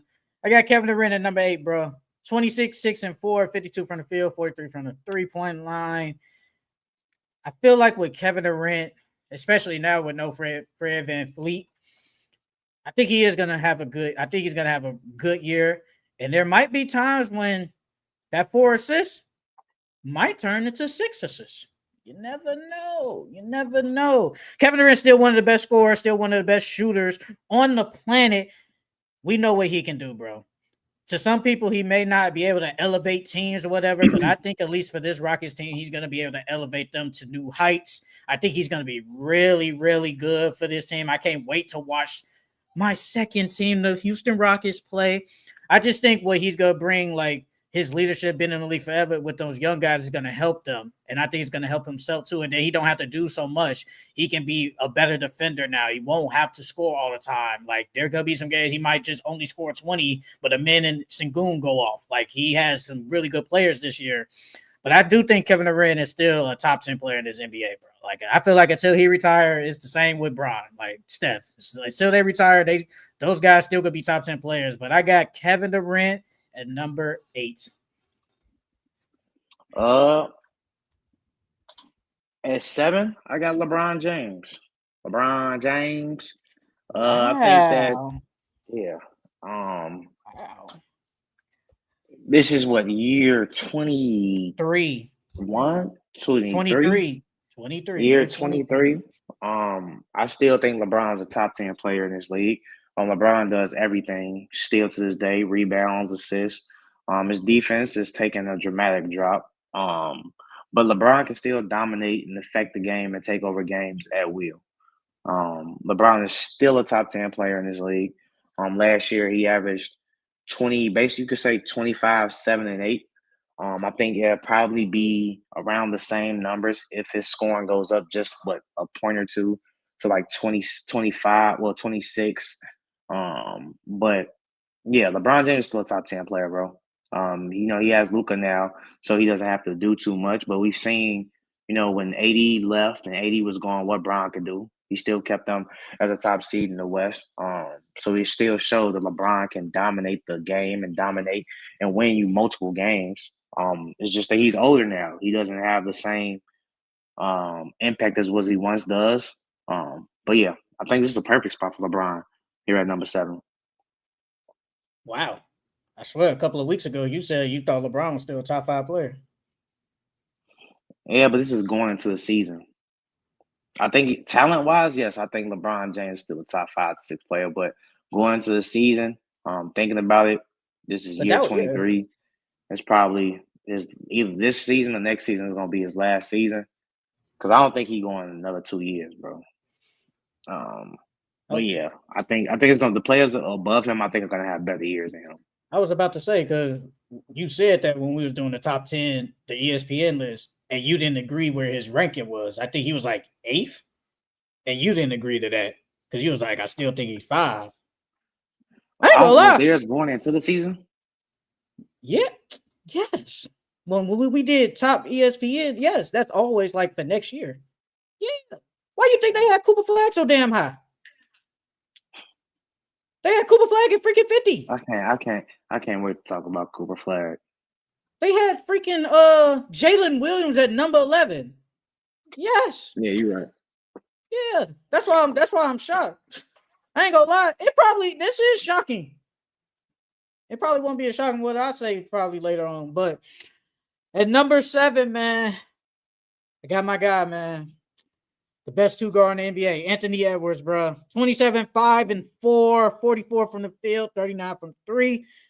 We're going to speak on Anthony Edwards, obviously, in preseason. But You know what he gonna do, man. He's still gonna be a really good defender. Is the best player on the Timberwolves. Can score at will. Was one of the best shooters last year. Obviously, he shot 39% from the three. He always changes something to his game, bro. He always comes to the season and improve. And I think me and you both expect something to improve this year. That he's gonna be even better. You just said it literally like 20 minutes ago. Ant damn near might get some MVP votes, and I think he will at some point get some MVP votes. So that's why Anthony Edwards is here. But I think like this might be the year. He might could get 30. Not gonna cap. He has a chance. He has a legit chance of getting 30. I don't know yet. I gotta wait and see throughout the season, obviously. But there's a chance he could reach 30. But Anthony Edwards still one of the best scorers, one of the best defenders. Not I wouldn't say NBA, but just as a guard, he's still one of the best 2 guard defenders in the NBA. I got Anthony Edwards, man, at number 7. At 6, this is where I had Anthony Edwards. Like you said, you read off his stats already. Like I said earlier, I think Ant is going to get some MVP votes. Ant came into the season working on his post game, so that's what he's going to add and improve to his game this year, probably being in the post more. And then I think he's an okay passer, so him being in the post, that'll allow him to, they're going to double, so that allows him to, make the right reads and pass for the open guys. And I know I had them at an 11th seed, but they can potentially fight for that 6th seed, 6th seed in the playoffs. Because 11 is like 7. Well, on mine, the 11th is like the 7th. Because I got a bunch of Western Conference teams. But yeah, Ant's gonna be amazing this year, bro. He's gonna have to will his team to a lot of W's because he's their best scorer, their best player. I think he's gonna, like last year, he took over a lot of games late. I think he's gonna do the same thing this year. I think he's gonna, like I said, he's gonna have a case for that MVP. He's gonna put up big numbers this year. Like you said, he might get to that 30. It's a really good chance that he will get to that 30. And this is where I have Ant at number 6. At number 6, man, I got my GOAT, bro. LeBron James, man, at number 6, 24, 8 and 8, 51 from the field, 37 from the 3. The one thing about LeBron James is since he's been with the Lakers, he's been a better shooter. And he's going to be more all ball now with Luka Doncic there. And that actually might be better for him. I felt like he should have did it with Westbrook, but that's another story for another day, bro. LeBron, 24, 8 and 8. I think you just said it. LeBron could average more. I can see LeBron averaging 26, especially with a full year of Luka now. We're going to see 2 better players, and I think LeBron will adjust better with a full season with Luka Doncic. That we're going to see probably a really good LeBron James. Now, do I think he's going to average 8 assists again? I don't think so. I think I can see him giving me like 6 because Luka's going to have the ball more in his hands now. But I feel like with LeBron James, he's still going to be great. He's still going to be dominant. I feel like you got no choice but to put LeBron still in your top 10. I feel like as long as LeBron is still in the league, he's going to be a top 10. I think we're going to get a way better King GOAT James this year. He faked us out, but he's still a really good player. And the shooter actually might be better this year. He shot 37%. I could see him getting back to that 39% he shot like a couple of years ago, maybe even 40%. You never know, but I got LeBron James at number 6. Number 5, this is where I got Kevin Durant.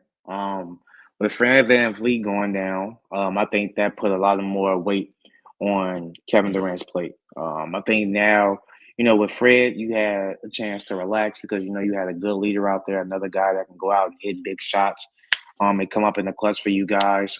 But with now Fred gone, I think Kevin Durant has to step up a little bit more. I think he has to score more.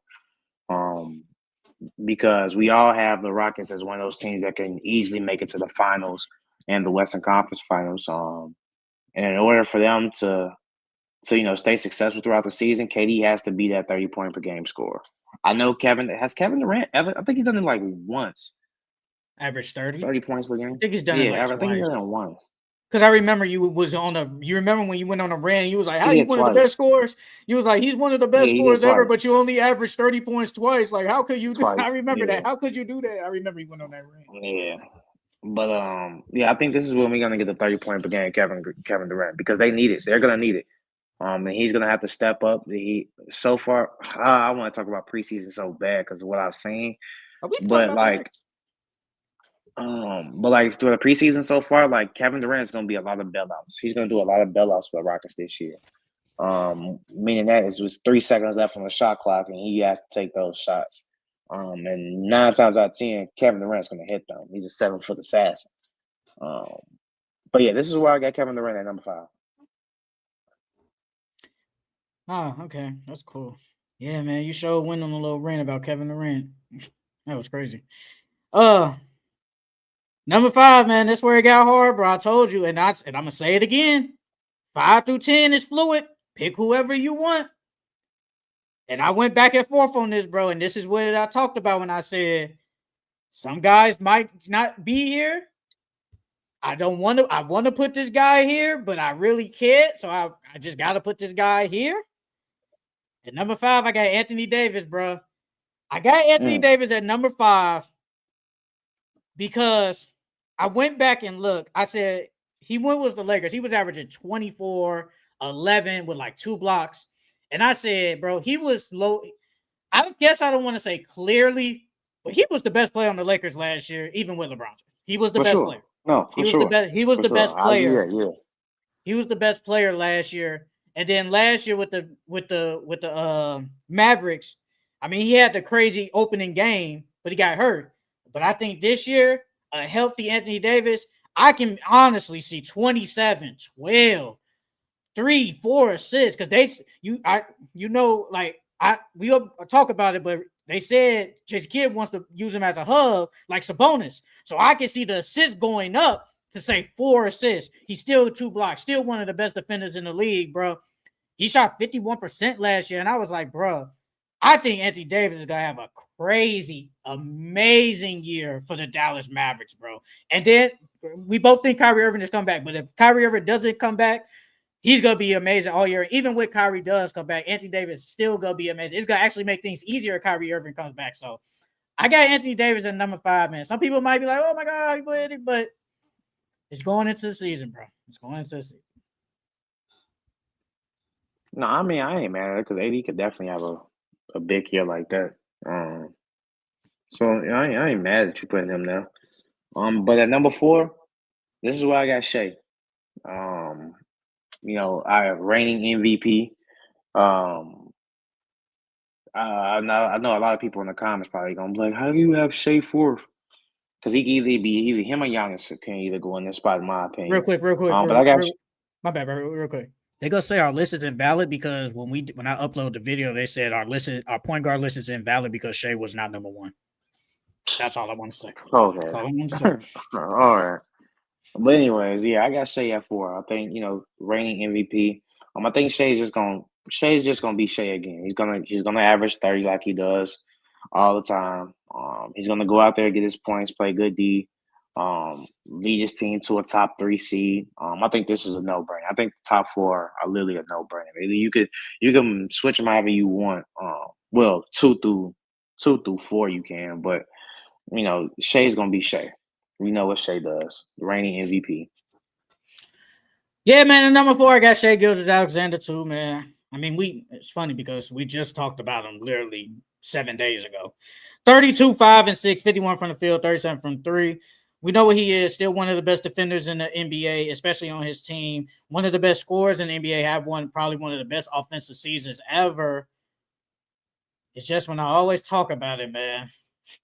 Them 3 guys above him, he just ain't better than them, and there ain't nothing wrong with that. There ain't nothing wrong with that, but we know what Shai gonna give you, bro. He gonna be consistent, still gonna be on this winning team, probably win close to 60 games again, definitely high 50s, but he's always gonna show up, bro. Always gonna show up, but he never gets hurt. He's a really, really good basketball player. He does deserve some credit. I just can't put him in like number 1 like some people probably will, but just because he did win the MVP. Shai Gilgeous is still one of the best players in the league, bro. He's still a top 5 player. I got Shai Gilgeous-Alexander at number 4. At 3, this is where I got Giannis Antetokounmpo. I was trying to see if what was the highest points Giannis scored last year. Because I feel like Giannis is gonna have one of them his points per game? You talking about points per game? No, just his single career high points. Single high total. Oh, okay, I got you. Well, not career high, but his points. I got you. Yeah, but I think Giannis is gonna have a mom star year. I think Giannis is gonna put up crazy numbers. Because Giannis plays hard every single possession, bro. He doesn't. He's him and Westbrook are the same. They play hard every single possession. Like I said, I think he's gonna put up big numbers on that weak team because he has to. I mean, he has to literally do everything again, like he always does. So yeah, this is why I got Giannis at 3, bro. And number 3, man, I got your favorite player in the NBA, Luka Doncic, bro. Luka Doncic, 28, this with the Lakers, 28, 8, and 7, 45 from the field, 36 from 3, 78 from the free throw line. We know what he is. Luka, we just talked about him literally last week. Lost a lot of weight, still one of the best scorers, still one of the best passers, can rebound the ball. For this Lakers team, a full year as the Lakers, bro. He's gonna be the engine. He's gonna have to do a lot of things. I know he got LeBron now, but he's the one, not LeBron. LeBron is not that guy no more where we can't depend on him to take us to new heights. It's Luka now. Luka is the one that got to take the Lakers to new heights. And I agree, he's gonna have a really good year. He's gonna have a really good year. I can see Luka basically getting back to when he averaged 38, 9 or whatever like that. He's gonna be really good for the Lakers this year. Can't wait to watch him, man. I can't wait to watch Luka.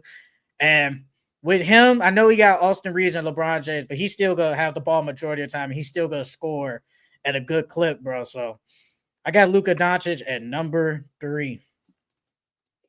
At 2, this is where I got my boy. I got my boy Luka at number 2.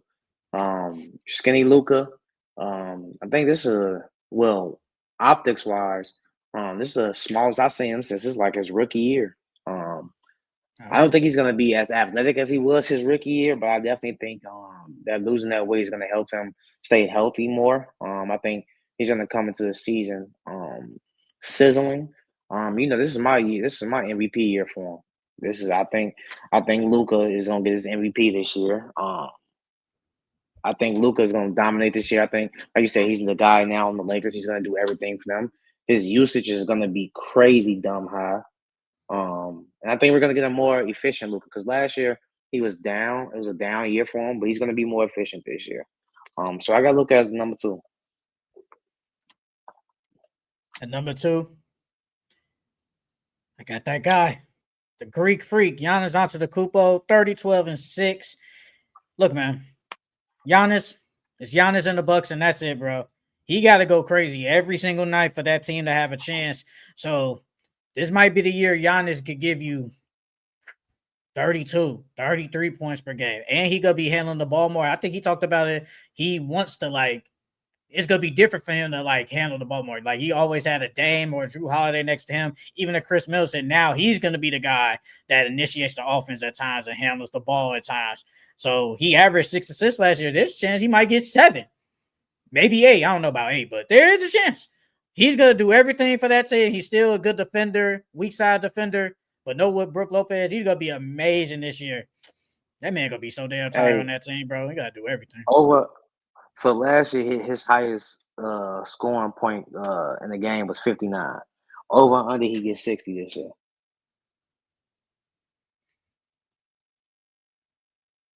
I think he's gonna get a 60 ball. Yeah, I think he's gonna get a 60 ball. I'm gonna go over, bro. I think he can get 60, bro. Like, there's a chance he's gonna hit 60 one time.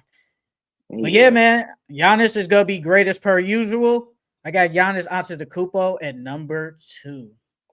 And number 1, I think we both and everyone else in America should know that Jokic is the best player going into the NBA. Hard to stop. It's hard to stop and say a person who averaged 30, 10, and 10 or a 30-point triple-double that they're not going to be the best player in the league. With a new team, too, Cam Johnson, new additions, Cam Johnson, Tim Hardaway, Bruce Brown. I wouldn't be shocked if we see him average 30, 12, and 12. Because he averaged 30, 12, and 10 last year. I wouldn't be surprised if it's 30, 12, and 12. I had to go get my other iPad so I can read off when we get to the next topic. Yeah, man, obviously we know who number 1, bro. Nikola Jokic, 29, 12, and 10. The best player in the NBA, 57 from the field, 36 from 3. with new players on his team, he might even be better this year, bro. Nikola Jokic is different now. I know people gonna say, "Well, his defense isn't all that." I think he might be better, and he won't have to play a lot, which will help him. You got Valanciunas now, a better backup big man. Jokic gets his rest, so that could actually make it better for him when he has to play in, say, fourth quarters and all that, or even overtime type games. I believe Nikola Jokic. And now, to some people, I do want to ask you: is Jokic clearly the best player in the NBA? Because Yes. people are upset that. Like, we know what Giannis is great. We know what Luka is when Luka's right, and even Shea. But people are upset because Jokic shouldn't clearly be the best player in the NBA. No. Jokic is clearly the best player. Bro, the man accounts. It depends how you want to do it with rebounds. But if you're just doing points and assists, bro, that's at least 50 points right there on the team that he accounts for in itself. And that's not talking, and that can be even higher because it's a 3-point shooting league. So that's at least 50 points that Jokic accounts for every single night. Like, bro, that man, he affects the game. He literally dominates the game offensively in every category. Rebounding, assist, points, like it doesn't matter, bro. Nikola, Giannis is too great, bro.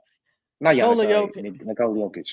Nikola Jokic is clearly the best player in the NBA. He does everything for that team, bro. Without him, the Nuggets ain't going nowhere. So yes, me and Charles both have Nikola Jokic at number 1.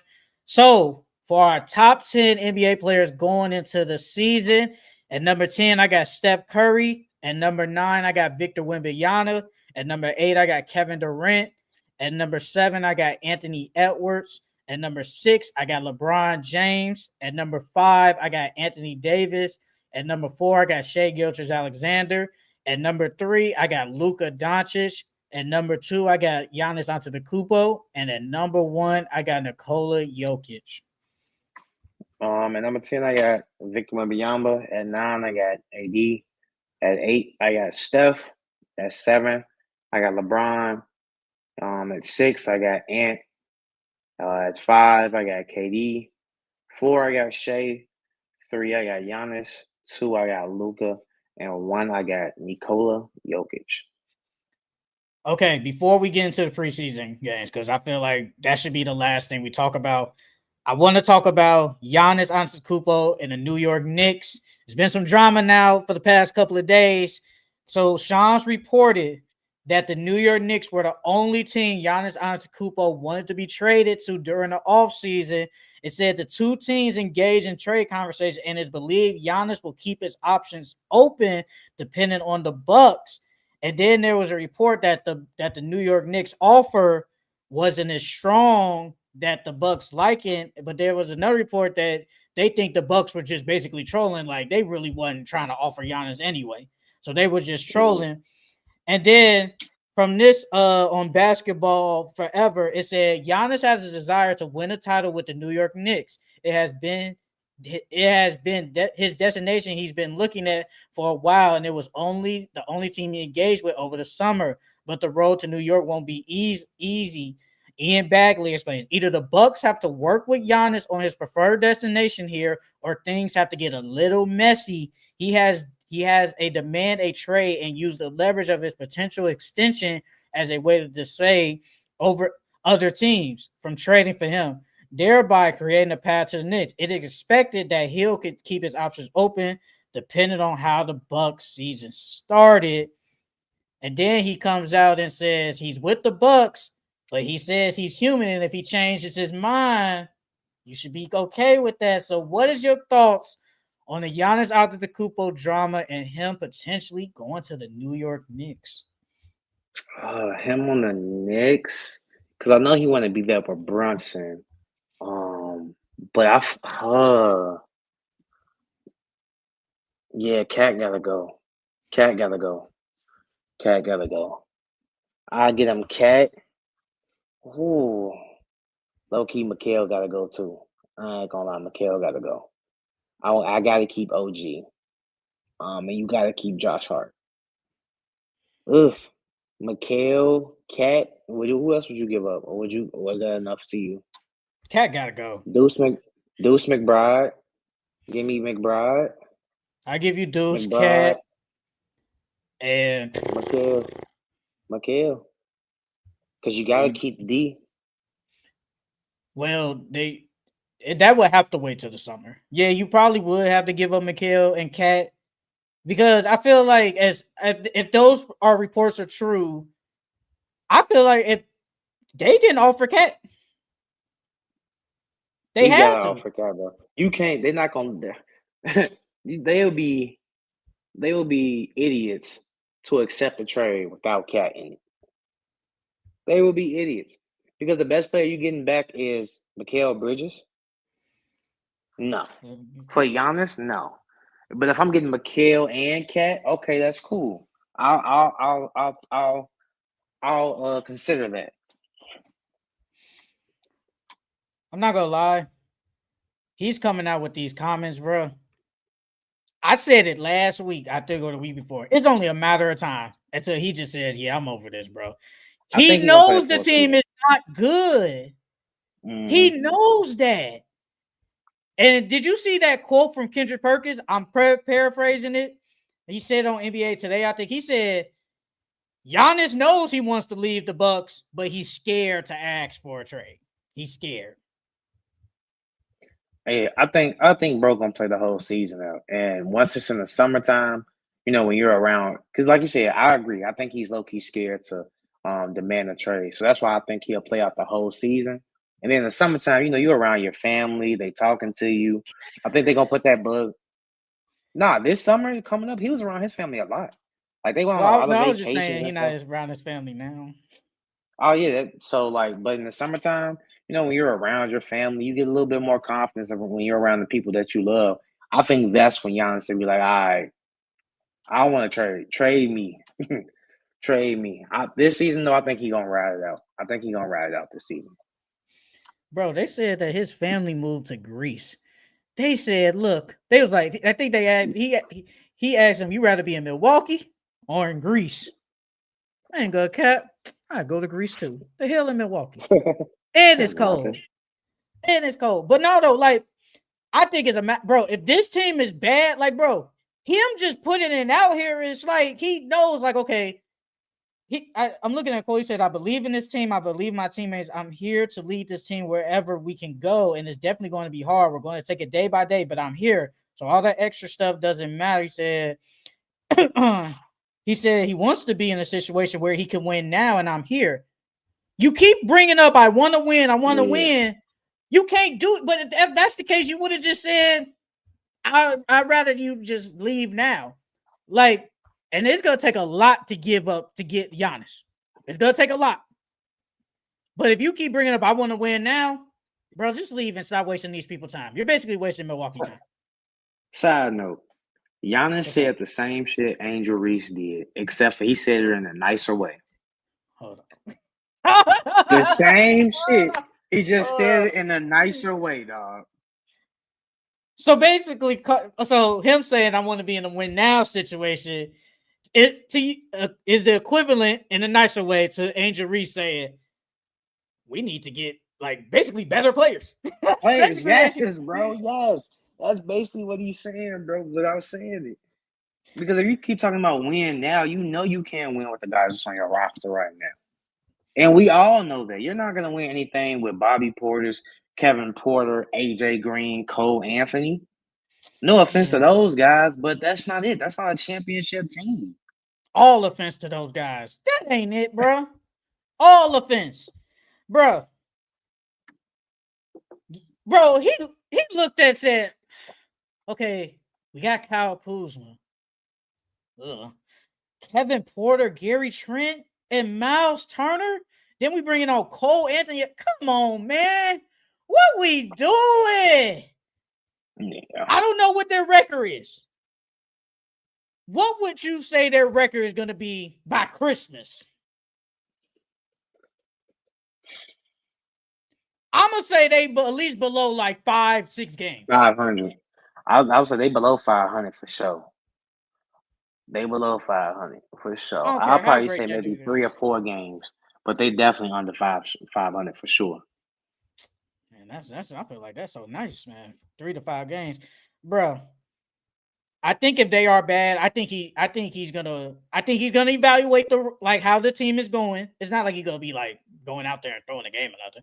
But I think he's gonna evaluate the team, and he's gonna be like, bro, if we see I can't go nowhere, bro, I'm just gonna probably ask for a trade. But I think it's better, like you said, to wait till the summertime where everything's more freed up, and then we can get back probably more. But I mean, man, if it's bad and he asks for a trade close to the deadline, I'm putting everything on the table, bro. Stephen A. Smith said, look, you can have anybody you want besides Brunson. You can have anybody else besides Brunson. I wouldn't. I mean, besides Brunson, OG, and Josh Hart, I feel like you gotta keep them, bro. If Giannis goes there, if you keep those two players, you have a really good chance at winning the chip because OG, we obviously seen he played better than Mikal last year, and we believe in his defense more than Mikal's. And with this new offensive surgence, you know what I'm saying? I believe you need OG right there at your 3. And then you can put Giannis at the 5. And then you got Josh Hart as the glue guy doing everything. Yeah. They would just need some solid role players now. And then you got Mitchell Robinson coming off the bench. So if you want to go big, you could put Mitch and Giannis in there together. Well, if you just want to start Giannis at the 5, you can do that as well. Honestly, I don't want to start him at the 5. I don't. I really don't. I'm not gonna cop. I'd rather let him play the 4 and just pray Mitchell Robinson is healthy. Because if Mitchell Robinson is healthy, he could be the back end defender, one of the best offensive rebounders in the game. I think he needs that, bro. I think Giannis needs like an anchor next to him. Like he's always had Brook Lopez majority of the year next to him. I think that's what he needs. I don't want him to play like the 5. So in this quote, he said, "Oh, what you about to say something?" No, I was gonna say that shit. I don't. That offense though. That offense is gonna look nasty because Mitchell Robinson don't go nowhere but the paint. And if Giannis was a jump shooter, taking threes, then it'd be like, okay, yeah, but that's gonna look. I mean, Giannis can play the 5. I'm saying he can play the 5. Only people you worry about playing Giannis going against is literally Jokic and probably Embiid. Other than that, I'm not really scared of Giannis playing the 5 against nobody else. Those games, you could probably start Mitchell Robinson. So this is what Giannis said. He said, I think I've communicated with my teammates, communicated with the people I respect and love the moment I step onto the court or in the facility. I wear this jersey. The rest does not matter. I'm locked into whatever in front of me. But then he says, now, if in 6 to 7 months I change my mind, I think that's human too. You're allowed to make any decision you want, but I'm locked in. I'm locked into this team. I'm locked into these guys, to this group, and to the coaching staff. Now I said, why'd you have to say that? Yeah. That tells me everything I need to know, bro. Yeah, why you gotta say that? He basically said, if we don't make the playoffs, I'm done with y'all guys. That's basically what he's saying, G. He did not have to say that. Because 6 months from now will be April, and the playoffs start around that time. So if they're not in the playoffs or they're not making the playoffs, bro, like, yeah, y'all shouldn't be mad at me if I say I want to leave now. All he had to do was say that first quote, we move on. But then he says this, bro, now everybody gonna be like, man, we ain't looking too good. He might ask out. I think he know what he doing, bro. I think what he's Kendrick staying Perkins this year and leaving. Kendrick Perkins was right. Okay, I do want to move on to the preseason, but I want to find the Kendrick Perkins quote real quick. Then we can move on. But bro, I think he know what he doing, bro. He's trolling. Bro. He wants to get out of this so bad, bro. Let me see. Ooh. Hold on.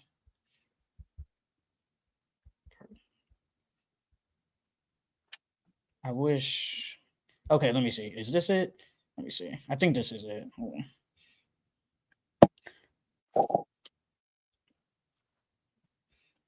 Let's see. Let me see.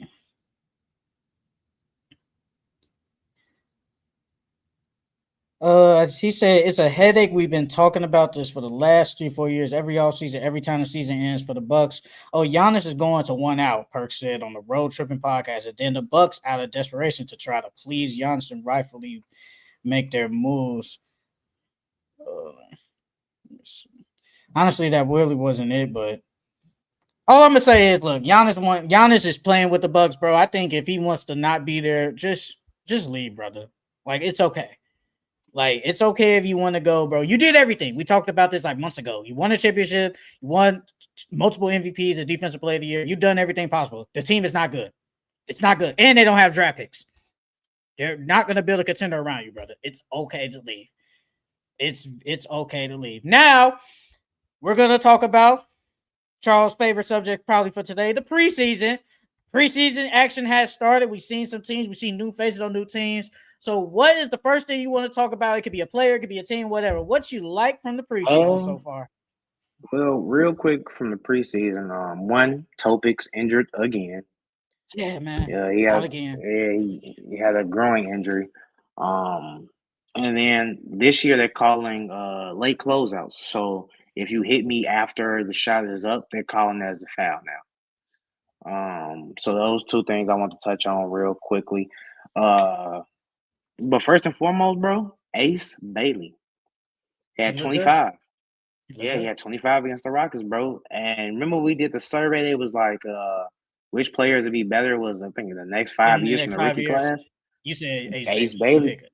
Yeah, bro. He offensively, he looks ready now, bro. He hit one he hit a spin jumper on, I think it was Aaron Holiday, and it looks so smooth. Like his game looks smooth. It looked effortless. It looks like he's offensive wise that he's not a rookie. You know what I mean? It looked like he's been scoring in the league for a long time. The way he was pulling off certain moves. I'm really high on Ace Bailey. Now that I seen him drop 25, and the reports about Lauri Markkanen being traded now, finally. Yeah. You would low key not wrong when you said Ace Bailey might get 20 per game his rookie year. Cause if he's scoring like that the whole entire year, bro, like I said, it made it look easy, bro. He made it look easy. I watched that whole game. I mean, of course, I would want him to shoot a little bit better from three because I think he missed like 2 threes, but he ended up hitting like 2. I can't remember how much he ended with as far as like 3. I think he was like 2 for 4 or something like that. I'm looking at it now. He was 2 for 5. 2 but for he was 5, 11 so for that's 16. not bad. Yeah, he's 11 for 16. He takes really good shots. That mid range though, that's where he's gonna make his money at. He's low key automatic in the mid range, bro. And he has a very, like I said, offensively, he has a very mature game for him. I want to see what he's like more defensively because that first game out there, he looked tired. Like he had his hands on his knees the entire time. He was breathing hard, but he still went out there and got you 25 on an efficient shooting. He didn't really take any bad shots for real. But I thought he played really well. I thought he played really, really well. I mean, I said it like, I think it was after like he got drafted. I was like, I know he didn't want to go to Utah. I don't know the reasons. And I guess maybe because it's Utah. But I said, this is probably the best thing that could have happened to this dude, bro. Yes, it is. Like, I know he said, I know it was the reports like months ago. He said like he wanted to go to like Washington. That's where he wanted to go. He wanted to go there. No. And I think you said like, you know, Washington, like a team, you know, they don't really got nobody, so he can go crazy over there. But it's like, bro, Utah literally has no one. At least in Washington, they have other young players. They have other young players. Yeah, they got too many. Yeah, they got too many stuff they got to figure out over there. And that's why with Utah, bro, after Lauri Markkanen, they really have nothing. Like, remember we was talking about like what young core do they even have when we did that topic? Like, we was hesitant. We don't even know. Like, we don't even trust these other guys to be like, I want to put him into my young core on the Jet. We don't even trust him outside of Ace Bailey. So this is the perfect spot, bro. Like you said, I agree. Bro, he went crazy. He played good. I know it's preseason, but man, I can say it's preseason, but he went against the starters technically. Like this lineup they put out, that's gonna be the lineup I think that starts opening night because Dorian Finney-Smith out. So Reed Shepherd, Sengun, and man, Jabari KD, that's gonna be the starting 5. I think that's what's gonna happen. And he went against him, and he was talking shit to KD. KD was talking shit back to him. He said, "Boy, you just got in the league. What you talking for?" Like, bro, Ace Bailey is showing like why he probably should have been like a top 3 pick. I know he tanked his draft stock. That's on him. But I'm like, yes, I think he could be like 20 points because, bro, what they gonna do? All he gonna do is be on a bad team and just hoop all day. That's all he's gonna do, bro. And if Lori, like you just brought it up, they thinking about moving Lori Market. Shit, we've been saying that since last summer that they should have been got off him. Shit, we've been saying that for a year now. And if he is gone, Lori gonna go. I mean, Ace Bailey gonna play good. Like he's going to play good. He's gonna be that fantasy player that low key helps you. He was really good yesterday. Hey, Bryce Sensabaugh gotta get some love, bro. We be hooping. Bryce Sensabaugh be hooping. He be hooping for the Jazz. Like I think he deserves some tick. Like I think he really deserves some tick for the Jazz. Yeah, I think he should be one of their cornerstones too. But just to touch on that, I think Utah is a good place for Ace Bailey too. One, because of that altitude as well. Like it's really good to play in Utah because near in that high altitude, so your condition is going to be better than most. And he's already athletic. And like you say, it's a good spot for him. Low key, bro. Watching Keontae George is not in no more, bro. He's a backup. He's literally just a streak. He's just a streaky player, bro. Because I think this is like his third or fourth year. I think this is year 3. I think this is year 3. Year 3. This is year 3. And bro, you're still taking bad shots. You're still just out there shot chuck. I understand that it's preseason, but still, you can tell a lot from preseason as well. How a team's moving, how a player's moving, if they're going to be better this year or not. And he still looks the same, bro. Isaiah Collier, I think he's hurt right now. But they need to go get them another point guard, bro. They need to go get them another point guard. Another thing I got from preseason, Montes. Montes is gonna have a big year this year. I think Montes has figured, how to score and get his buckets in the league now. I think he's gonna be a problem. There's reports that Vucevic, they are taking calls on Vucevic too. He needs to leave. And once Vucevic leaves, that's when I feel like Montes' game is gonna open even more. He's gonna get more boards and more rebounds, but he looks really well. He's a bright spot for the Bulls. They still gonna be but I like the way Montes is looking. I think he's gonna have a big jump this year. He might be in contention for most improved. I like Montes, man. Montes be hooping. Hey, Kevin Durant, that boy still be hooping, bro. Kevin Durant still be hooping. KD gonna have a big year, bro. He's gonna have a really big year. What you think of Amen Thompson so far as probably the primary point guard? These first 2 preseason games you've seen. What have you liked about? Yeah, I had what it on my list too. What you think? Being the point. Because I like No, I like it. I think he'll be able to get the offense running. Will it be as smoothly as Fred VanVleet? No, because Amen hasn't really played point guard in the league yet. He did a little bit of it last year in moments. But I like them putting him at point. I like that at all. I think that's low key where he's a cheat code at the point guard position. Because it's athleticism. He still needs to work on his decision making a little bit. That's why I said earlier, like Kevin Durant's gonna be having a lot of bailout shots for them. There was multiple times where a man would be in the air and he'll see KD and then just throw it to KD and KD hit. You know what I mean? Mm-hmm. But I like him in that point. I think that's good. It's good for them. I think it is. I feel like I need like a legit 10. Give me 10 games. Give me 10 games of what I see as Amen Thompson as probably the primary ball handler. Because the first 2 games, I've seen the 4 turnovers in game 1. He only had 1 this past game. But it looked like Sengun is going to – we talk about, Charmander, yada, yada. And I think Sengun is going to be the one that's facilitating the most. I think he had 6 assists the first game, but then this game yesterday, he had like 9. I just need the 10-game sample size of Amen Thompson as a point guard. And it's basically tell me all I need to know. All I need to know from that team. His shot looks better. It does look better. It does look better, shot man. Looks way better. Hey, man, I just need we talked about it last time. Reed Shepherd got to come to play, bro. He played decent yesterday. I give him his credit. He played decent. Like, he got to come to play this year. Low key, when I was watching him play, it looked like he was kind of timid out there. So as the game went Yeah. on, he got more confident, but he looked a little timid out there. So I'm interested. I'm surprised because when I seen, I was like, they starting Reed Shepard. I was like, whoa, that kind of shocked me. I didn't think they would have started him only because he didn't play. You went from not playing a game. Well, he played in garbage time, but you really didn't play last year. So now you're starting. I didn't think they would. I thought they would have brought him along slowly. I want to talk about. I don't know if you got it on like your list. Hey man, what's Steve Kerr, man? What lineup is he gonna be out there? Is he gonna, because against the Lakers he ran that small ass lineup, but then against the Blazers he wanted to put Al Horford at center. So I'm trying to figure out what you gonna do. You gonna run that small ass lineup with Draymond Green at center, or we gonna roll with Al Horford? Because it's like, if that's the case, what was the point of Al Horford? Al Horford ain't like the biggest guy. I know, I understand, but it's like, come on now.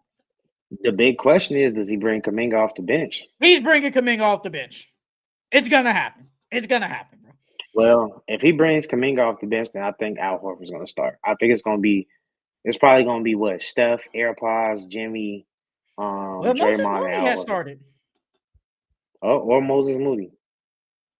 Because last game, yesterday against the Blazers, Moses Mooney started. AirPods came out the bench. And I think against the Lakers, I think they started both of them. Cum bucket is crazy. Hey man, my man Shane Sharp. He be hoping, bro. He be Didn't I hoping. tell you Shaden Sharp was going? Shaden Sharp going. He going to be their go-to scorer.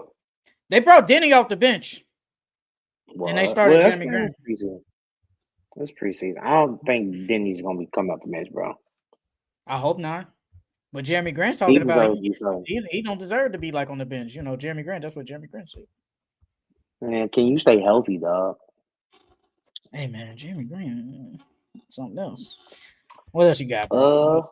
The Magic. They offense looked really good. Paulo looks really good. Paulo handle looks cleaner. It doesn't look like because Pondo. Rondo and Pondo. You about to say Rondo? Yeah, but it was a little sloppy. It was a little sloppy last year. So far, from the preseason, Paulo handle looks a little sharper. I like it. And he's getting to his spots more decisive now. Because before he used to try to get to his spots and he'll lose the ball, have to get it back, take a tough shot. And like I said, now his handle looks a little more cleaner. So he's getting to his spots easier. But their offense looks really good. The defense is always going to be good. I want to see what it looks like with Jalen Suggs in the lineup because they started Tyus, Bane, and then Franz didn't play. But I want to see what it all looks like together. But as of from what I've seen, that offense looks really good. On that bench, I'm still kind of Jace Richardson, he looks like he belongs in the league. I like that pick by them. I do like it. Yeah, that was a good pick by them. He looks good. I think he might get a lot of more tick than what people think. But I want to see who's going to be that sixth man off the bench because Jonathan Isaac, he's still there. I wonder who's truly going to be that sixth man off the bench, though. I think we both think it should be Anthony Black. Yeah, it should, but he don't look like he's grown offensively. He still looks the same. He looks exactly how he looked last year. He can't shoot. He can't shoot. He can't freaking shoot. I like Anthony Black because he played at it was Arkansas, right? Arkansas. He just needs to be a better shooter, bro. Like I'm waiting for that leap of the shooting, bro. Like I think you're a good player, bro, but for some reason can't shoot the ball, bro. And then when you're in the lineup, they're just gonna let you shoot all day, bro. They're gonna leave you alone. They're gonna let you shoot, and you're gonna be bricking, bro. Hey man, look, Wendell Carter dating Angel Reese, he might go crazy this year. For real? You want to see what you want to see what he said? No, I did not know that. He didn't say. Well, I mean, if you watch the video, you could put two and two together. He said, like, who's like his favorite WNBA player? He said Angel Reese. And then she comments, and he was smiling, and she said, showing all 32. I would have never expected that. And then he said him and Angel could beat Bam and Asia in a 2v2. He know damn well that. No, he said that. He said that. See what Angel? You see Angel what Reese gonna Asia? foul out before she even finished the game. You see what Asia She can't doing? guard you. Yeah, that Nah, game winner. Yeah. Yeah, man, she a dog, bro. She a dog, bro. Hey, what she say? I forgot what it was. One post game interview. She talking about some. Y'all know I like my balls, or I like to go get them balls. I said, Oh, that was oh crazy. shit. That was- I like it though. I like it though. Hey, man, why my man's DeAndre Ayton only giving me 1 point? I get it. He trying to deflect, talking about some. Hey, I ain't here to score. I'm here to play defense. 1 point, brother. I ain't messing with that. I ain't messing with it. I ain't messing with it. Hey, I'll take him for his word. Real quick. I'm gonna read this. Then you say, Francisco, Warriors lineup older than my dad, man. 200 years combined. The Asylum Warriors. You crazy, Francisco? Hey, they still gonna be decent though. Nah, bro. DeAndre Ayton, 18 minutes with a point. Hey, you had 8 boards. You had 2 blocks. Hey, I like that though. I think I'm not worried about that scoring. That doesn't really tell me anything. But it was sad to see that the man had one point, bro. But I think, like you said, he was just showing them that, like, hey, I'm gonna rebound and play defense for y'all. Like, y'all ain't gotta worry about that. Because that was a big question mark. Well, not really rebounding because DeAndre Ayton always rebound, but it was a defense. I'm like, you gonna play defense for us. And I think he was showing everyone and the coaching staff, like, hey, I'm committed. I'm gonna play D for y'all. We're not going to be this weak defensive team or terrible. I think they're going to probably be around middle of the pack. But we're not going to be no ass team on the defensive end because I'm going to actually try. So I think that's what it really was. Okay, give me a point. Hey, you heard him when he said that he said he ain't worked out with LeBron or Luka like since he been there. He ain't worked out with them. I'm not surprised, bro. I'm not surprised. Not saying because they don't like him, but they I think LeBron said him and Luka ain't really did anything either. So like I'm not really surprised by it. They, LeBron and Luka, they superstars, bro. They do what they want when they own time, bro. Another thing that I get, Khalil Ware versus Wemby. That man Khalil Ware was putting them paws on Wemby, bro. He was low key getting the best of Wemby when I seen them play, bro. He was locking Wemby up. He hit with either 2 or 3 threes. Like Khalil Ware looks really good. I know they didn't start him these preseason games. I can't wait to see him during the regular season. I think he should start during the regular season. But offensively, it looks like Khalil Ware is going to take a step this year, and I like it. Because he looked real comfortable shooting them threes. Hey, Black Rodent, if you could put up $50, you could definitely join, brother. We need the spot. If you can put up $50, we need a person. So if you do want to join, just go into my follow us on Instagram. Follow us on Instagram and just DM me. Just DM me and I got you. Just DM me, brother. Yeah. I got you. Yes, you can join if you got $50 to spare. That's the buy-in. Yes. Hey man, look. The day is gonna be sometime next week. Sometime next week. I want to make the draft order like either today, tomorrow, whatever. But the draft will be next week. I still got to figure out when everybody like is free and stuff like that. But yes, if you can join, just hit my DM. The real Sam. Just hit my DM on Instagram. I got you. Hey man, look. Khalil been coming off the bench though. Yeah, I mean, I think they still gonna start him though. I really do think they still gonna start him, bro. Because Bam at the 4 is more dangerous than Bam at the 5. I don't know now because they just gave Jovic a extension now. They did, but I wouldn't want Jovic. Is it Jovic or Jovic? Jovic. I just say Jovic. I wouldn't want him playing my 5. He can't guard nobody. He ain't gonna be able to guard nobody. At least Khalil Ware, he can be able to guard somebody. And he looks way better offensively, bro. He looks more comfortable too.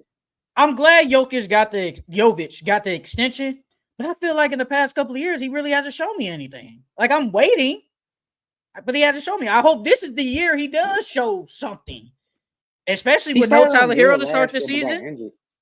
No Tyler Hero. Like I saw that Tyler Hero gonna be out for what, like 4 or 6 weeks now to start the year. He probably won't come back until sometime November. So this is your time to show, like, you know, what to do. But they're starting Norman Powell, Wiggins. Well, Drew Smith started yesterday. Bam, He got to start obviously. off. Bam. It's gonna be Wiggins, Powell, Bam. Khalil Ware starting, bro. I just don't know who. I don't know if they're gonna start Davion. They probably start Davion. I like Davion. Hey, Probably man, start look. Davion. Wemby be showing stuff, bro. I saw yesterday what I was like, man, they letting that man bring the ball up the court, bro. I'm like, man, he be doing some stuff, bro. I be like, they letting him bring the ball up. He had a crazy block that they said was a goaltender. I'm like, I don't know about that. He just like, bro, I think this, like, we talked about it, man. This might be the year, like, you know, he can be like that guy. Hey, Black Road, you think Wemby a top 10 player? Because now that I'm thinking about it, it's crazy how we've only seen a year and a half, and me and Charles both got that dude as a top 10 player. It's kind of crazy when I think about it. Like, he's just so great. Like, he's already great. It's literally that. It's that height, bro. Because you know, they say he's 7'5" now. He's 7'5". Have you seen the side by side pictures? You seen them? Yeah, I seen them. You can tell he's grown. You can tell. But from when I watched the Spurs game, it looks like Wemby is gonna, like, I think I said it earlier. I touched on it earlier. Like, he's gonna be. I'm not gonna say passive, but he's gonna be more willing to move the ball this year. This year I think his assists are gonna jump up. I think he's gonna play make more for sure.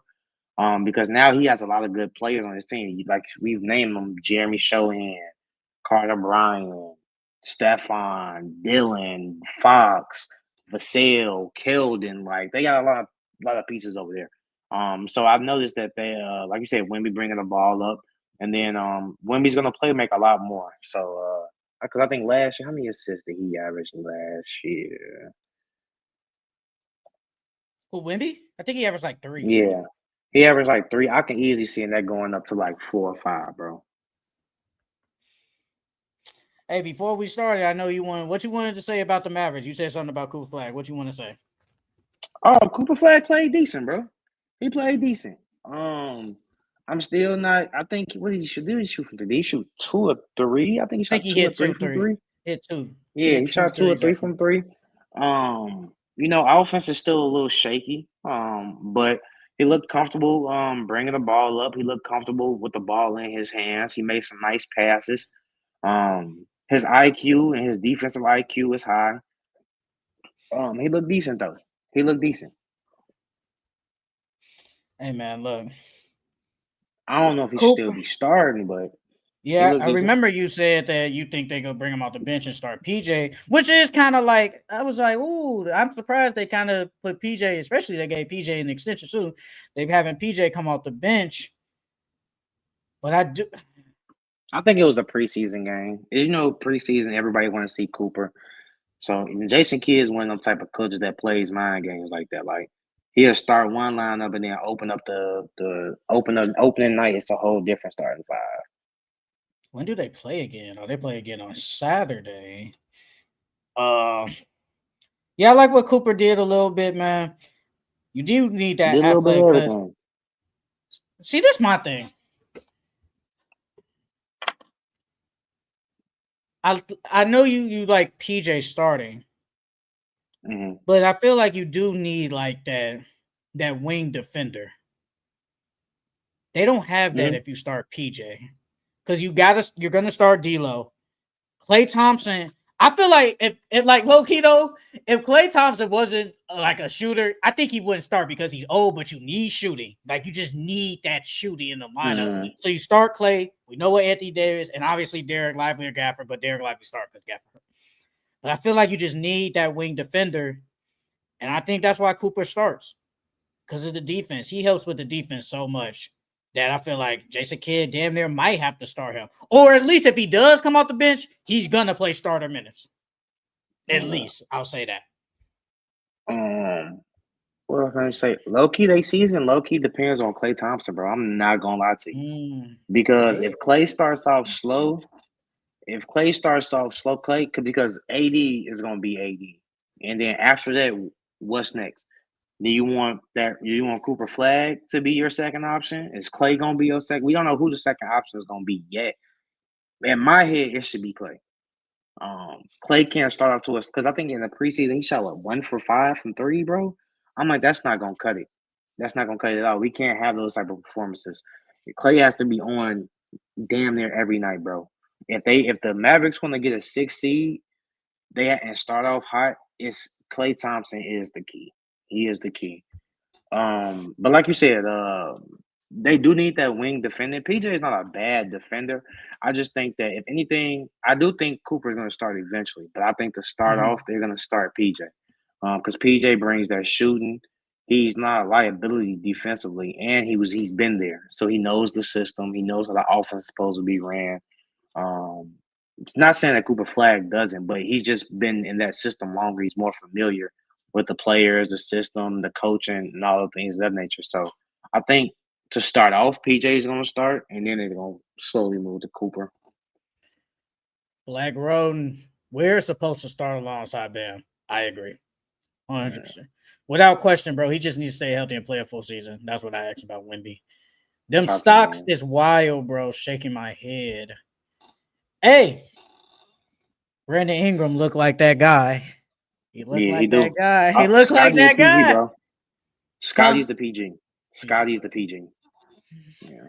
Brandon Ingram looks like that guy, bro. He looks like he never left, bro. We knew Brandon Ingram was gonna be good, bro. We knew that. It's just we saw a full game with Ingram, RJ. RJ played good first game. He played good. Yeah, he played good. Scotty played bad. He only had a point. But it's like it just looks like Brandon Ingram. Like we talked about, like who's gonna be the number one option? Like Brandon Ingram. It's gonna be Brandon Ingram. Low key, I think RJ gonna be their number 2 option.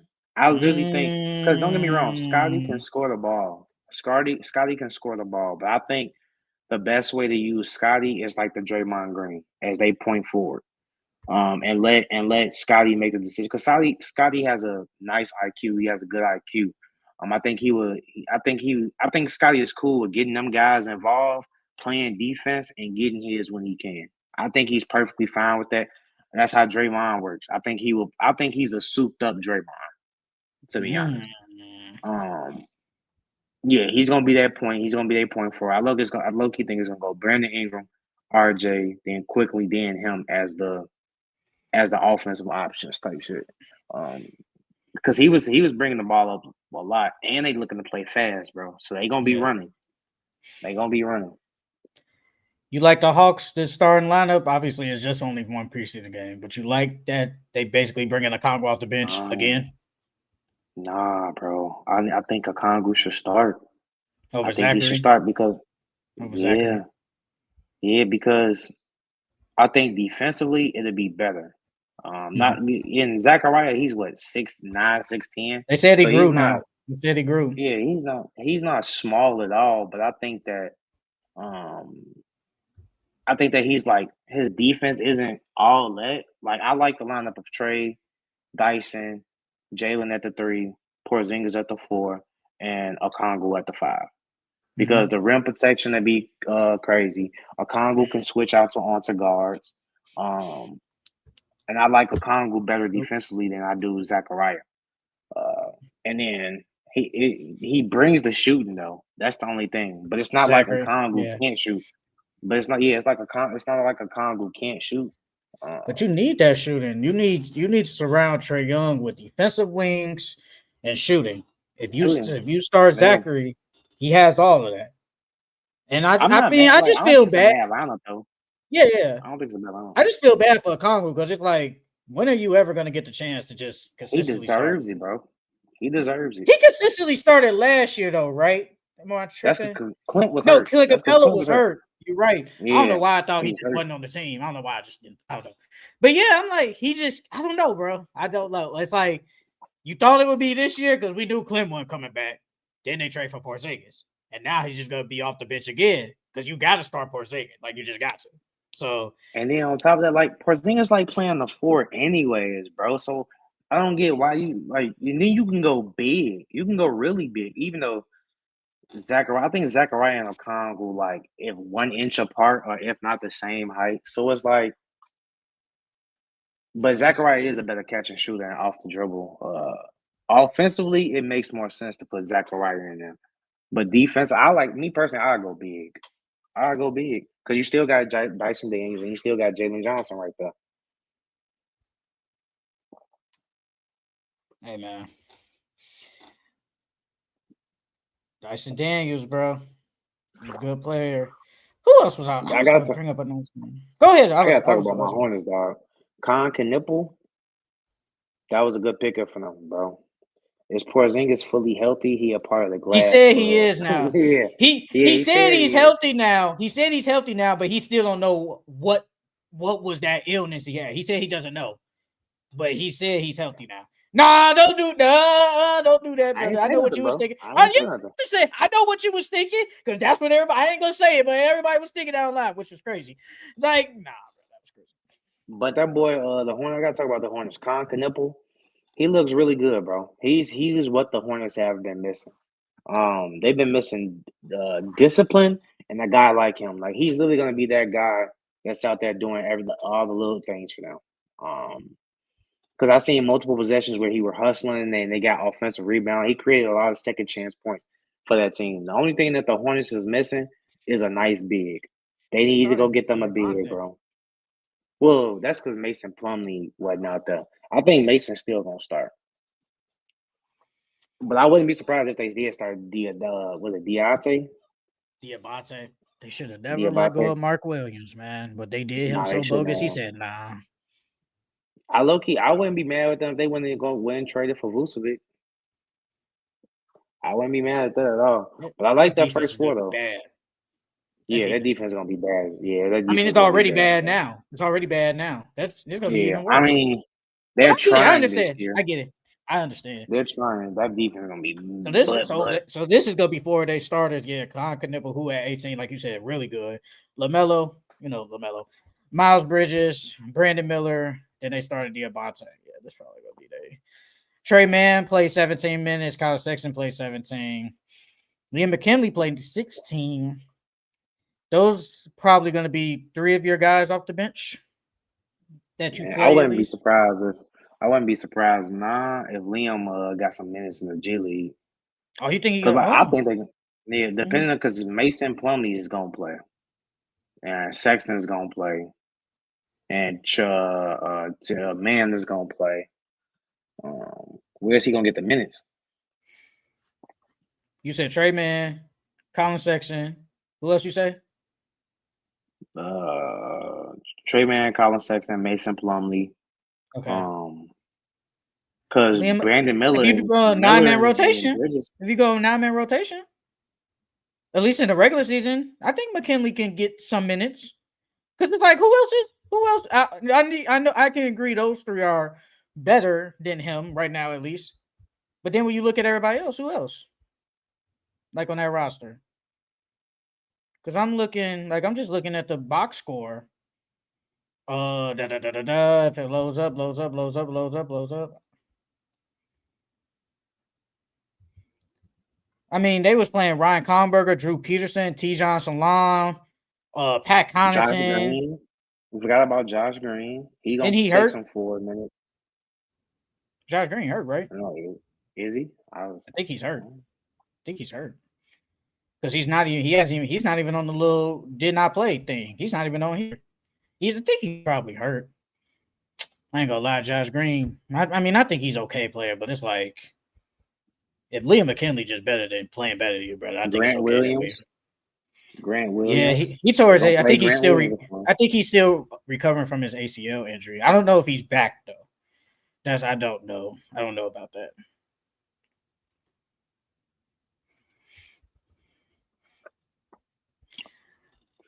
You got any other preseason stuff you want to talk about? The Grizzlies are gonna be bad. The Grizzlies are gonna be terrible. They're gonna be terrible, bro. No Ja, no Jaren Jackson, and no Edie. You seen what they threw out there?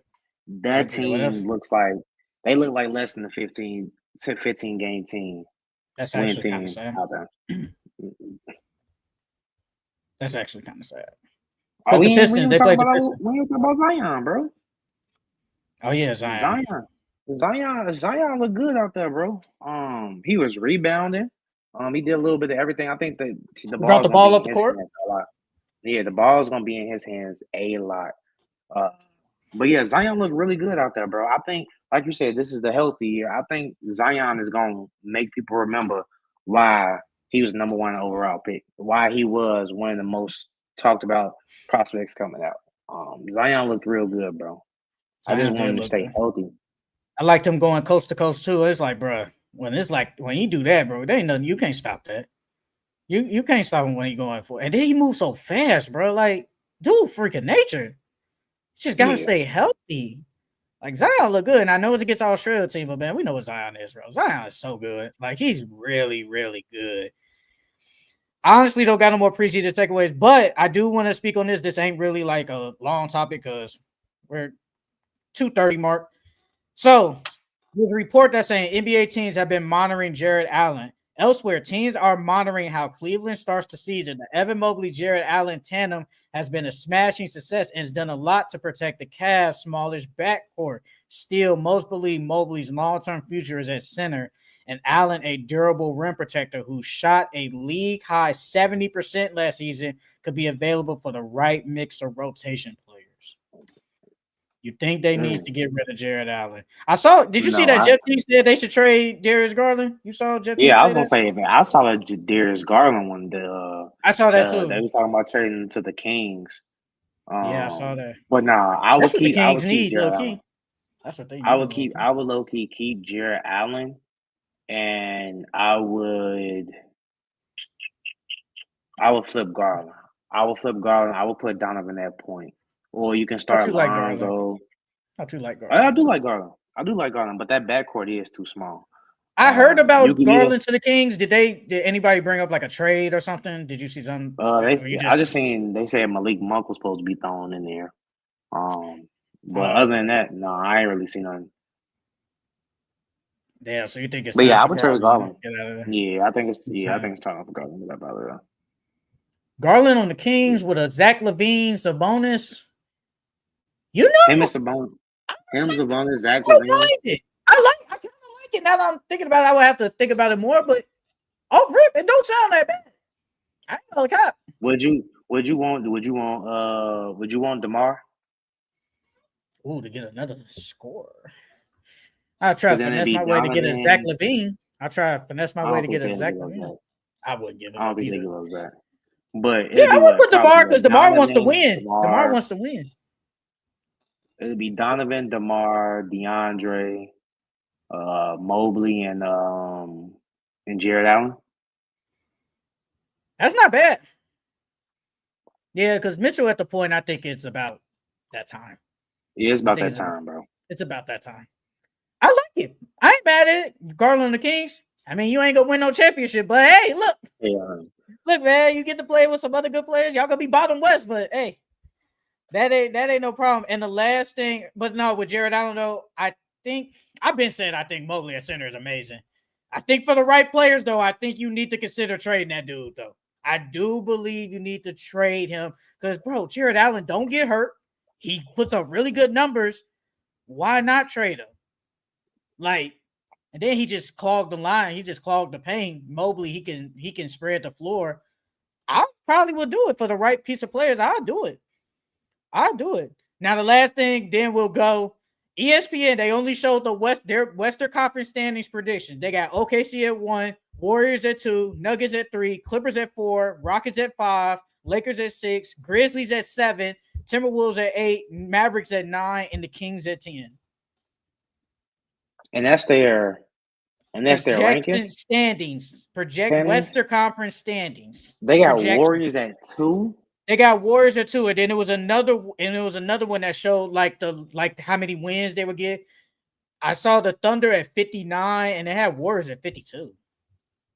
Nah, I don't agree with the Warriors being at 2, though. I don't agree with it either. That's a lot of Steph love, bro, and Jimmy love. I don't even That's think a the lot Warriors of better than Warriors the Lakers. nostalgia, bro. I don't even think the Warriors better than the Lakers. I don't think they're better than the Clippers either. You telling me the Mavericks and the Timberwolves? You think the Grizzlies better than them? Come on now, what are we doing? I don't care if Ja is there. Andrew, I don't care. They're not better than them. No. Nah, bro, we're not doing it. Nah, bro. Come on now, we gotta do better. But if there ain't nothing else to talk about, That is it for the Full Court Entertainment Podcast. Make sure you guys follow us on all social media outlets at Full Court Entertainment Podcast on Instagram, TikTok, Twitter, and Facebook. Make sure you guys like, comment, subscribe to all our videos. And if you want to see me and Charles yap on the audio version, you could go on Spotify and Apple Music. That will be uploaded right after this. Again, thank you guys for joining. We know we got 8 people. Thanks for Black Rodent. Francisco Day One as always showing up. And Black Rodent, remember, hit my DM. Black Rodent, hit the DM, brother. I'll give you the details. You could definitely join. If you got the $50, just join up. I got you, bro. But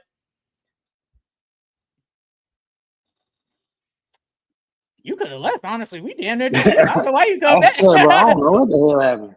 I mean, you damn near done. Y'all know what's the point of coming back? But now, though, like I said, Black Rodent, just hit me in my DM. I got you, the real Sam. I got you, brother. But that ain't it. We're out of here, man. We got 2 weeks away from the NBA season starting. We will go over the matchups next week. That's how close we are.